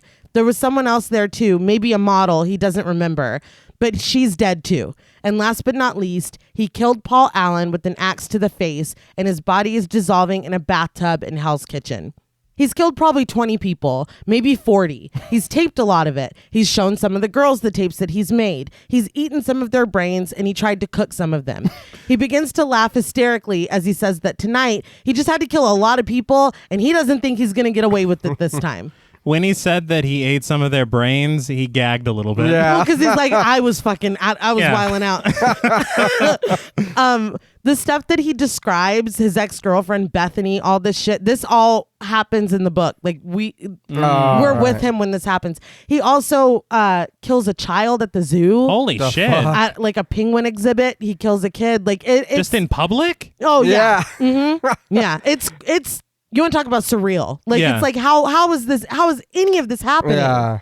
He sums it all up that he guesses he's a pretty sick guy. He'll see him at Harry's bar tomorrow, so he says, keep your eyes open. And he hangs up the phone. He summed it up like, I guess I'm a real jerk. Yeah. Because you could say I'm a pretty sick guy. What are his legal chances here now? Oh. I mean, he called his lawyer before he got caught. I mean, if he's rich enough to do a plea, he'll probably get probation. Probably. True, yeah. His dad owns Pierce & Pierce. Yeah, he's fine. He'll be fine. You ever heard of it? I did hear on commentary they did like 15 takes of this confession. Good Lord. They said that it just kept getting better and better. Yeah. Because you're getting more frantic. Yeah. And so this was probably one of the last takes. It's amazing. Yeah, it's fantastic. Because you're just like, holy shit. Because some of the stuff he describes, we were there for, but other stuff is just like, God damn, dude, you be doing that shit. Yeah, and but then with the weird feeling of the movie, you're like, well, did you do that? Yeah. And then the fact that he talks about killing Christy and doesn't remember that the other woman was his friend. Yeah. And in all fairness, I mean, there were bodies in that apartment that we don't know who they are. Yeah. So what the fuck? The next morning, Patrick takes a shower and dresses in a suit. He goes to Paul Allen's apartment and, very ahead of his time, puts on a mask before going inside. Yeah, I noticed. Yeah. It's completely empty. Everything is painted a fresh white, and there are people talking in the living room. When he opens the closet where the bodies are hanging, there's nothing but paint supplies and a ladder inside. He takes off his mask in disbelief. The realtor, Mrs. Wolf, played by Patricia Gage, comes up behind him and asks if he has an appointment. He tells her no, he was looking for Paul Allen's place. Mrs. Wolf tells him that he doesn't live here and asks if he saw the ad in the Times. Patrick is like, oh yeah, for sure. Yeah. And Mrs. Wolf is like, we didn't run an ad in the Times and you need to get the hell out of here. Yeah. She played him. Like, what the Yeah. fuck? Yeah. Patrick asks what happened, and Mrs. Wolf just tells him to leave without making trouble. So he does. On his way out, she tells him not to come back, and he tells her not to worry because he won't. So are we to make of it that they cleaned the apartment and they're like, look, we got to sell this thing. Who gives a shit? Yeah. Or are we to take it And now that it never happened? this suspicious ass dude is coming. Obviously, it's him. Get the fuck out of here and don't come back. Yeah, because oddly, she does not seem afraid of him. Yeah. She seems annoyed by him. Yeah. So I mean, I don't know. I don't know. But he was just here. Mm-hmm. Like wasn't it last night? time is. Yeah. I don't have a Rolex to tell you what. Well, I guess 2 nights ago, because he did go to Crayon. Yes, Right. he did. And then, I don't fucking know. I don't know. Is that enough to clean up what he did? No. Fuck, I don't know. What we saw in there with the Yeah, that spray was a paint and the lot. blood and the bodies, there's no way. I mean, I don't know. All right. On the street, Patrick takes some pills and uses a payphone to call Jean. As soon as she answers, he frantically tells her that he needs help. She says he's supposed to meet Bryce, McDermott, and Van Patten for drinks at Harry's bar, but Patrick just starts to sob and calls her a dumb bitch. Yeah. She asks what's wrong, and he says he's not going to make it to the office this afternoon. She asks why, and he screams at her, just say no. She's obviously concerned, but he screams at her to stop sounding so fucking sad, laughs, and hangs up the phone. Well, he laughs and he goes, Jesus! And then he's just gone. Yeah, he's falling apart. Yeah. Jean hangs up looking worried. She goes into his office and starts to go through his drawer. She finds a planner, and as she flips the pages, the dates on the calendar go away and doodles start. Sweaty and frantic, Patrick joins his friends at Harry's bar. Wouldn't you be like, are you fucking okay, dude? Like, he looks crazy. He does, but oddly, I just don't think they don't No. care. Bryce is on the phone trying to make a reservation, and Patrick insists that he's not going anywhere unless they have one. It's like, that's what you're worried about right now? He takes a look around and spots his lawyer, Harold Carnes, played by Stephen Bogart. Patrick asks if he got his message, and Harold's like, oh yeah, it was hilarious. He's like, it was you, wasn't it? He says how funny of a thought that Bateman could have killed Paul Allen and a bunch of sex workers. He addresses Patrick as Davis and asks how Cynthia is. Patrick makes no impression On I guess. anyone. No. Yeah. Patrick is confused, and when Harold spots someone else, he pulls him back before he can walk away. Harold tells him that the joke was funny, but it's unbelievable because Bateman is such a dork, a spineless lightweight. Maybe Bryce or McDermott would be believable. That's fucked. He tries to leave again, but Patrick tells him to stop. He admits that he killed Paul Allen, and he's Patrick Bateman. Everything he said on that message is true. Harold is not amused anymore and says that he needs to leave, but Patrick pulls him back, telling him again that he's not Davis, he's Bateman. How does he not recognize him? He's his lawyer. Finally, he tells him to listen carefully. He killed Paul Allen and he liked it. Harold says that this isn't possible and it's not funny. Patrick says that it was never a joke. He calls Harold a stupid bastard and asks how it's not possible. Harold says that he had dinner with Paul twice in London 10 days ago. Patrick starts to argue this, but he stops and Harold finally walks away. But in reality, it's like, you think I'm Davis. Literally. Yeah. You could have had probably- lunch or dinner with anybody. Yeah. At Pierce & Pierce, Jean flips through the date book and the drawings get more and more grotesque and severe. Images of torture and sex, and it's a lot. But they're like crude drawings. Yeah. Like it They're looks, doodles. But they're doodles. They're doodles. I feel like, there's something childlike about these drawings. Yeah, but they completely fill the pages of his planner.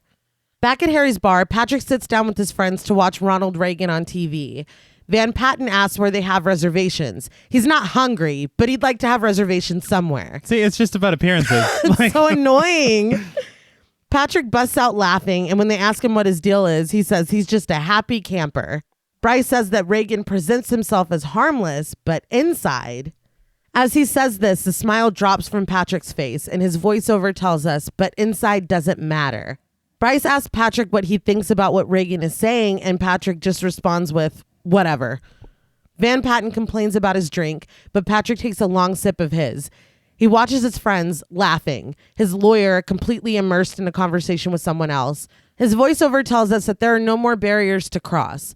All he has in common with the uncontrollable and the insane, the vicious and the evil, his mayhem and his indifference, he has now surpassed.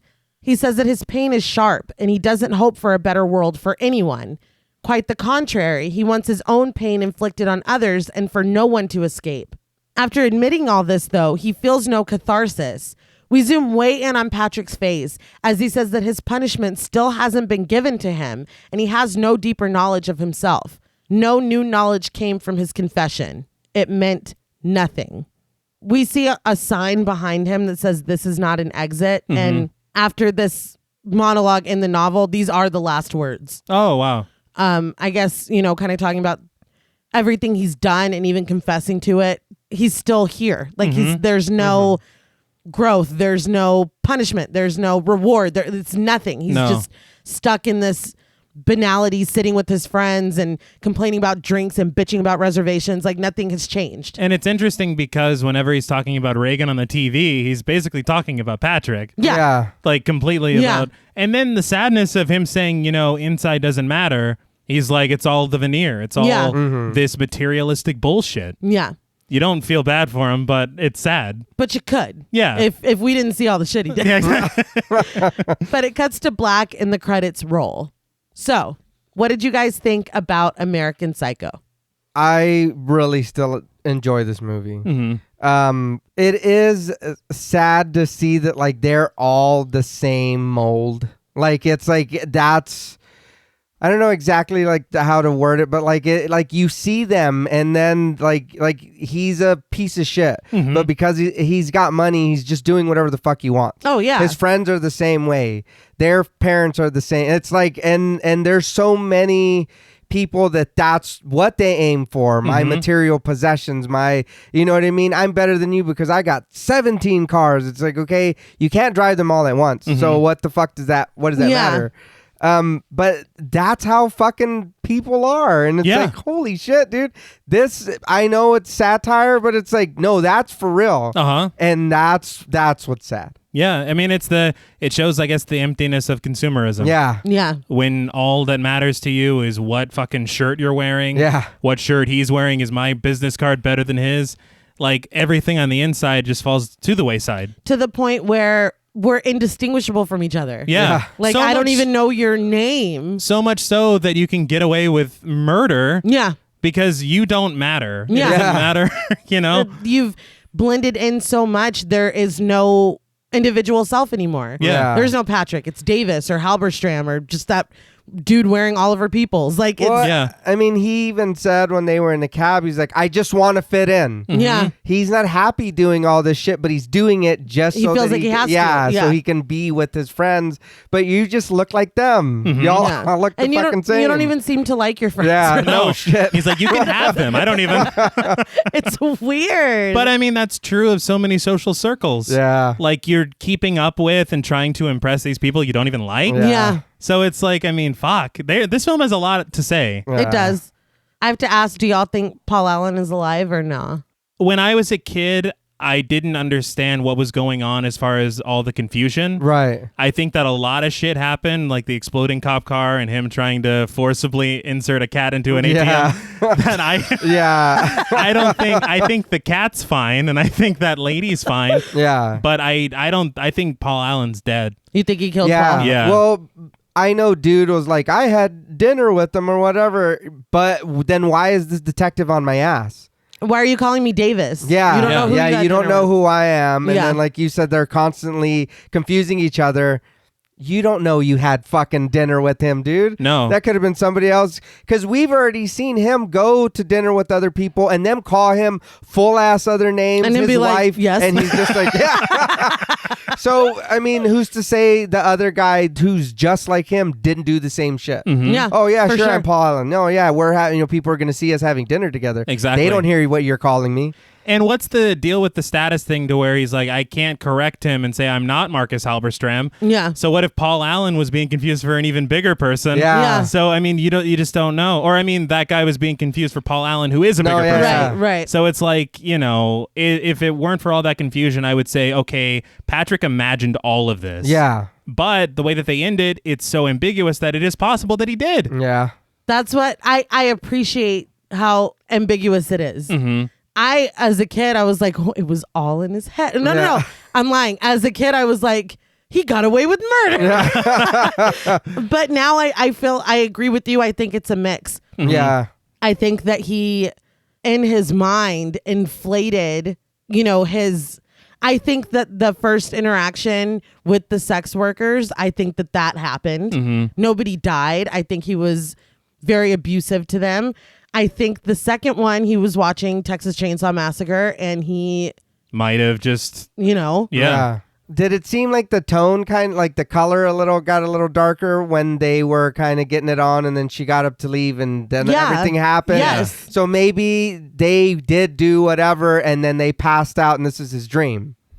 Definitely could be. Well, I mean, that makes sense that the house turns into a labyrinth. Yeah, And because nothing makes sense. You can see the front door from where they were in the living room, and when she's running, there's a million rooms. Yeah. And it makes no sense that he was able to kill Elizabeth in bed, and in 2 seconds she's in the bathroom on the floor. Yeah. Like, so it makes sense. I feel like I'm not saying that he didn't do anything. I am kind of leaning toward maybe he did kill Paul Allen. Mm-hmm. But I feel like, especially the GTA fucking, like that never happened. No. I would even be willing to say maybe the thing with Al actually happened. Mm-hmm. Okay. But come on, man. Like, I don't think the whole thing with Elizabeth and Christy, I don't think that happened. I don't think the GTA exploding cars and him killing the night watchman. Yeah. Like, it was just so, and nobody's talking about it the next day. Everybody's just like, that's the thing.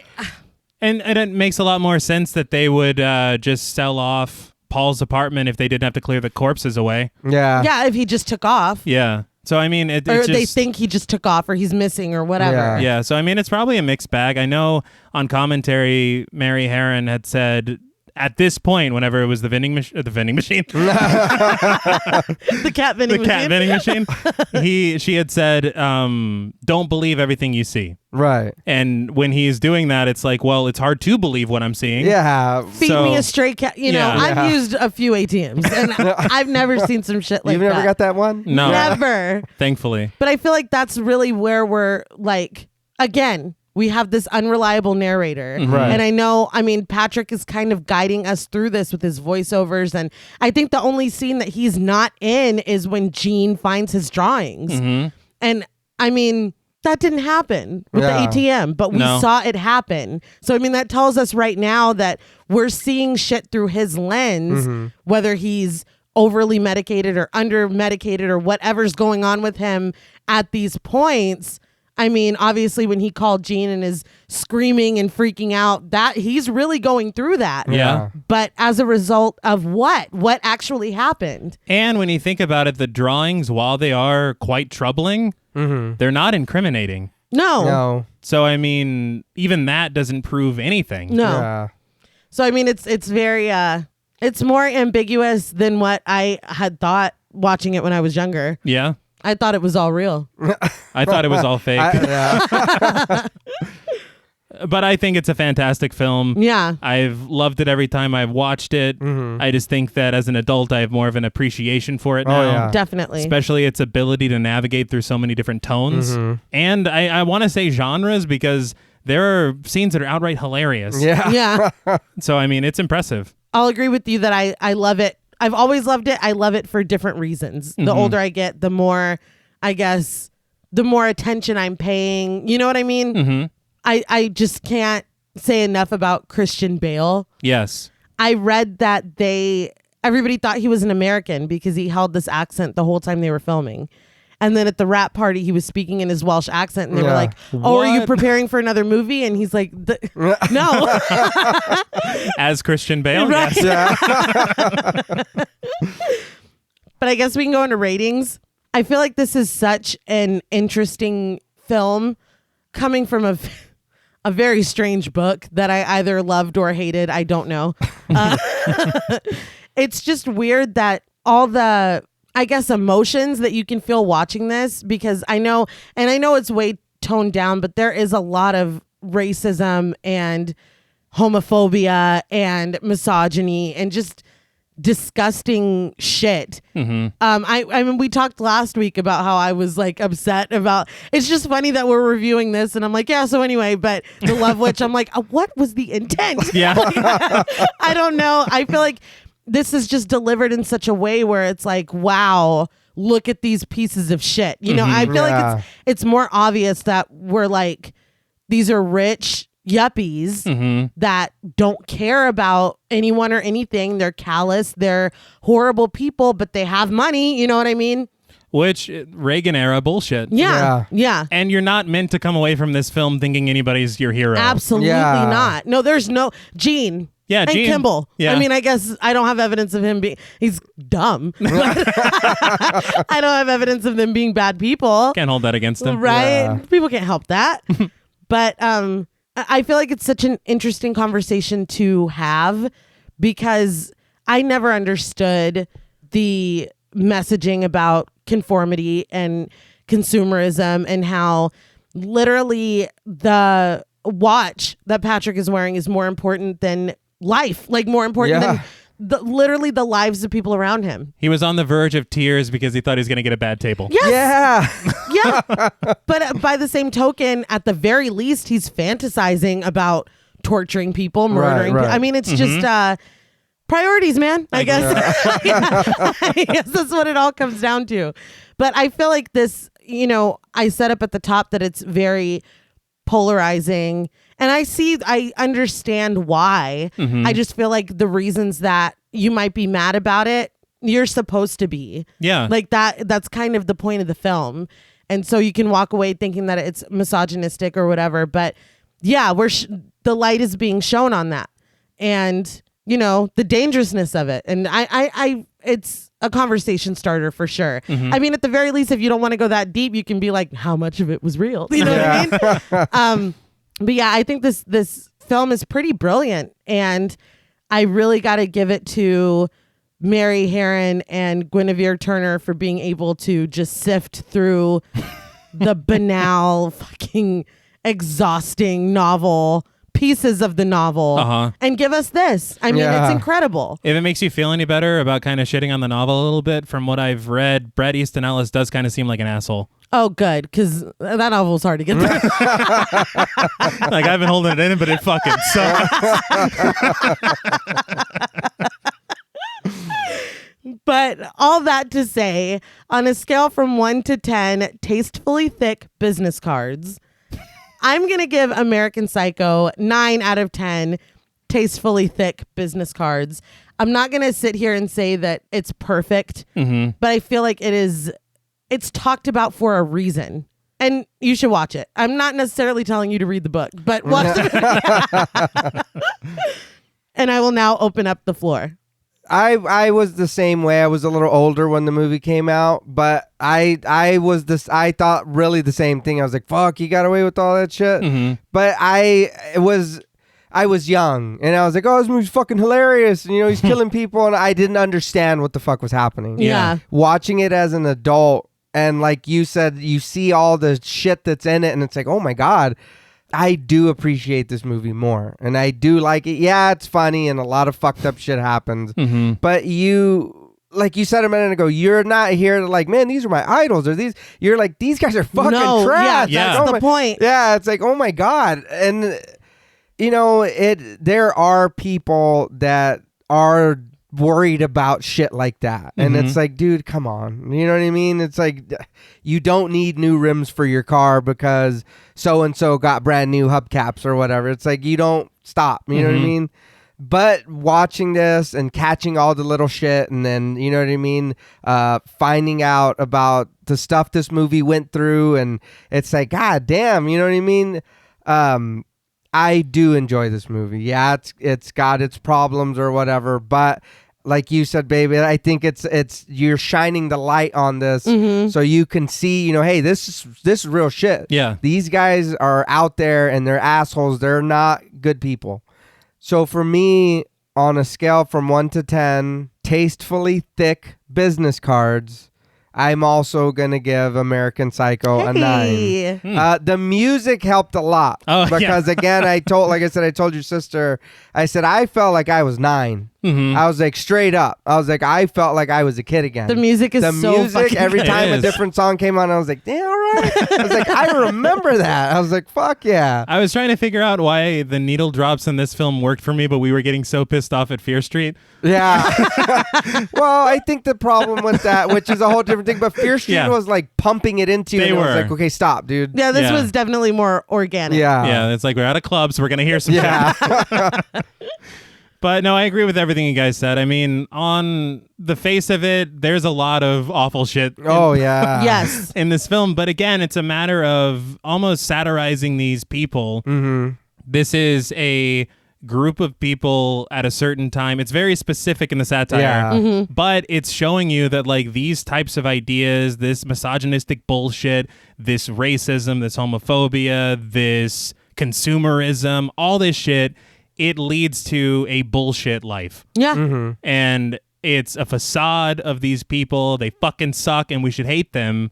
And they're not people to look up to. This is no way to live. And it's also a horror movie where a guy like fucking... Yeah. Sidebar. Yeah. So it's like, it's a lot of things at once, you know? If you Google like Patrick Bateman, I think a lot of stuff comes up about his fashions or his skincare routine or his exercise routine. And I'm like, literally, y'all were not. No. y'all did not watch that movie right. No.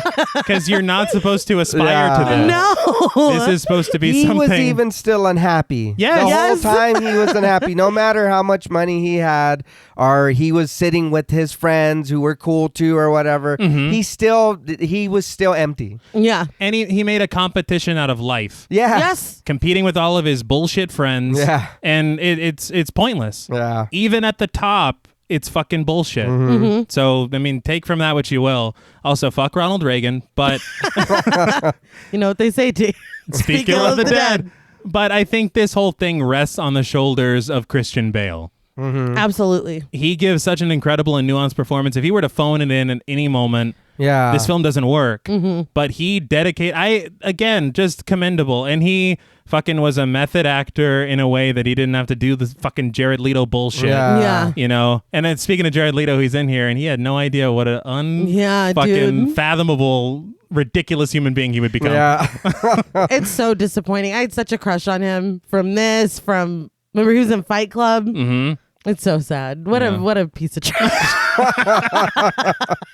But the thing about this film is that the tone is just like so bonkers and fun, but it's also awful and terrifying. So it's an iconic picture is all I want to say.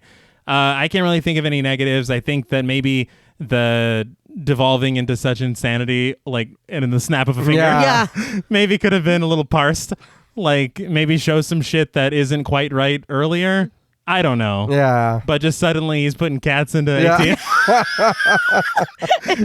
it's a It lot. does take a hard left. Yeah, because Yeah. he was just at a restaurant. He was coloring. Yes.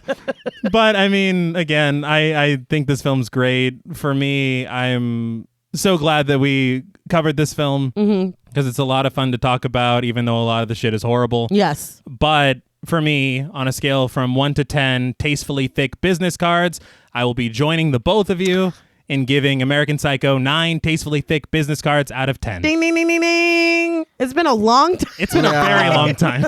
I think what sold it for me was him looking at himself in the mirror and pointing.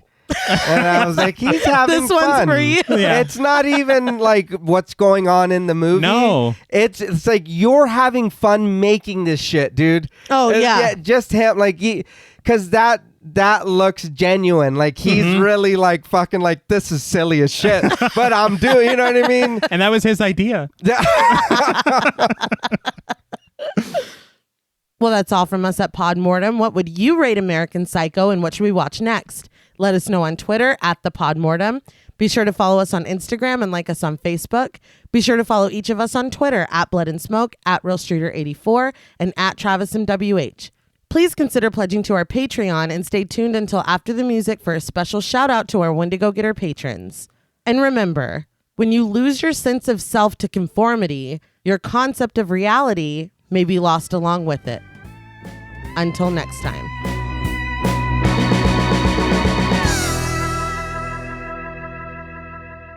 Thank you for staying tuned for a special shout out to our Wendigo Getter patrons. Yeah. Woohoo! Hey, make it quick, though, because I got to go return some videotapes. Well, I got to go to Dorsia. So Oh, okay. Oh, you got a resume. Holy shit. Yeah, right? How'd you pull that off? She's lying. I just put a big target on my back.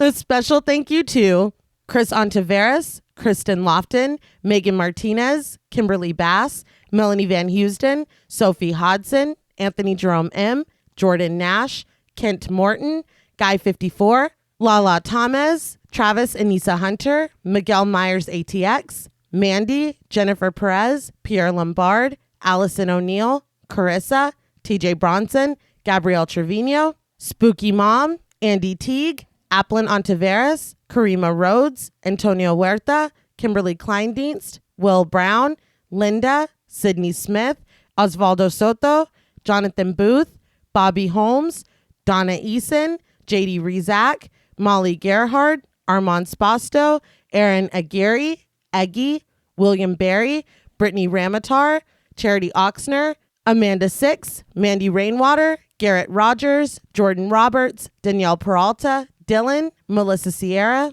Holly Bryan, Alex Schultz, Jordan Blevins, Michelle Moore, Liz Heath, Spencer Montalvo, Pancake the Panda, John Ramos, Michael Newting, Alexius Roberts, Dan Laveau, and Itzy M. Yeah. Thank you all. Yes, thank you. Thank you. I just want to say that we love and appreciate you all. And I say that with no reservations. But you just said you had a table at Dorsia. It's a different kind of reservation. You lied to us. Their bathroom sucks here anyway. Yeah. So I've heard. Damn it. Until next time.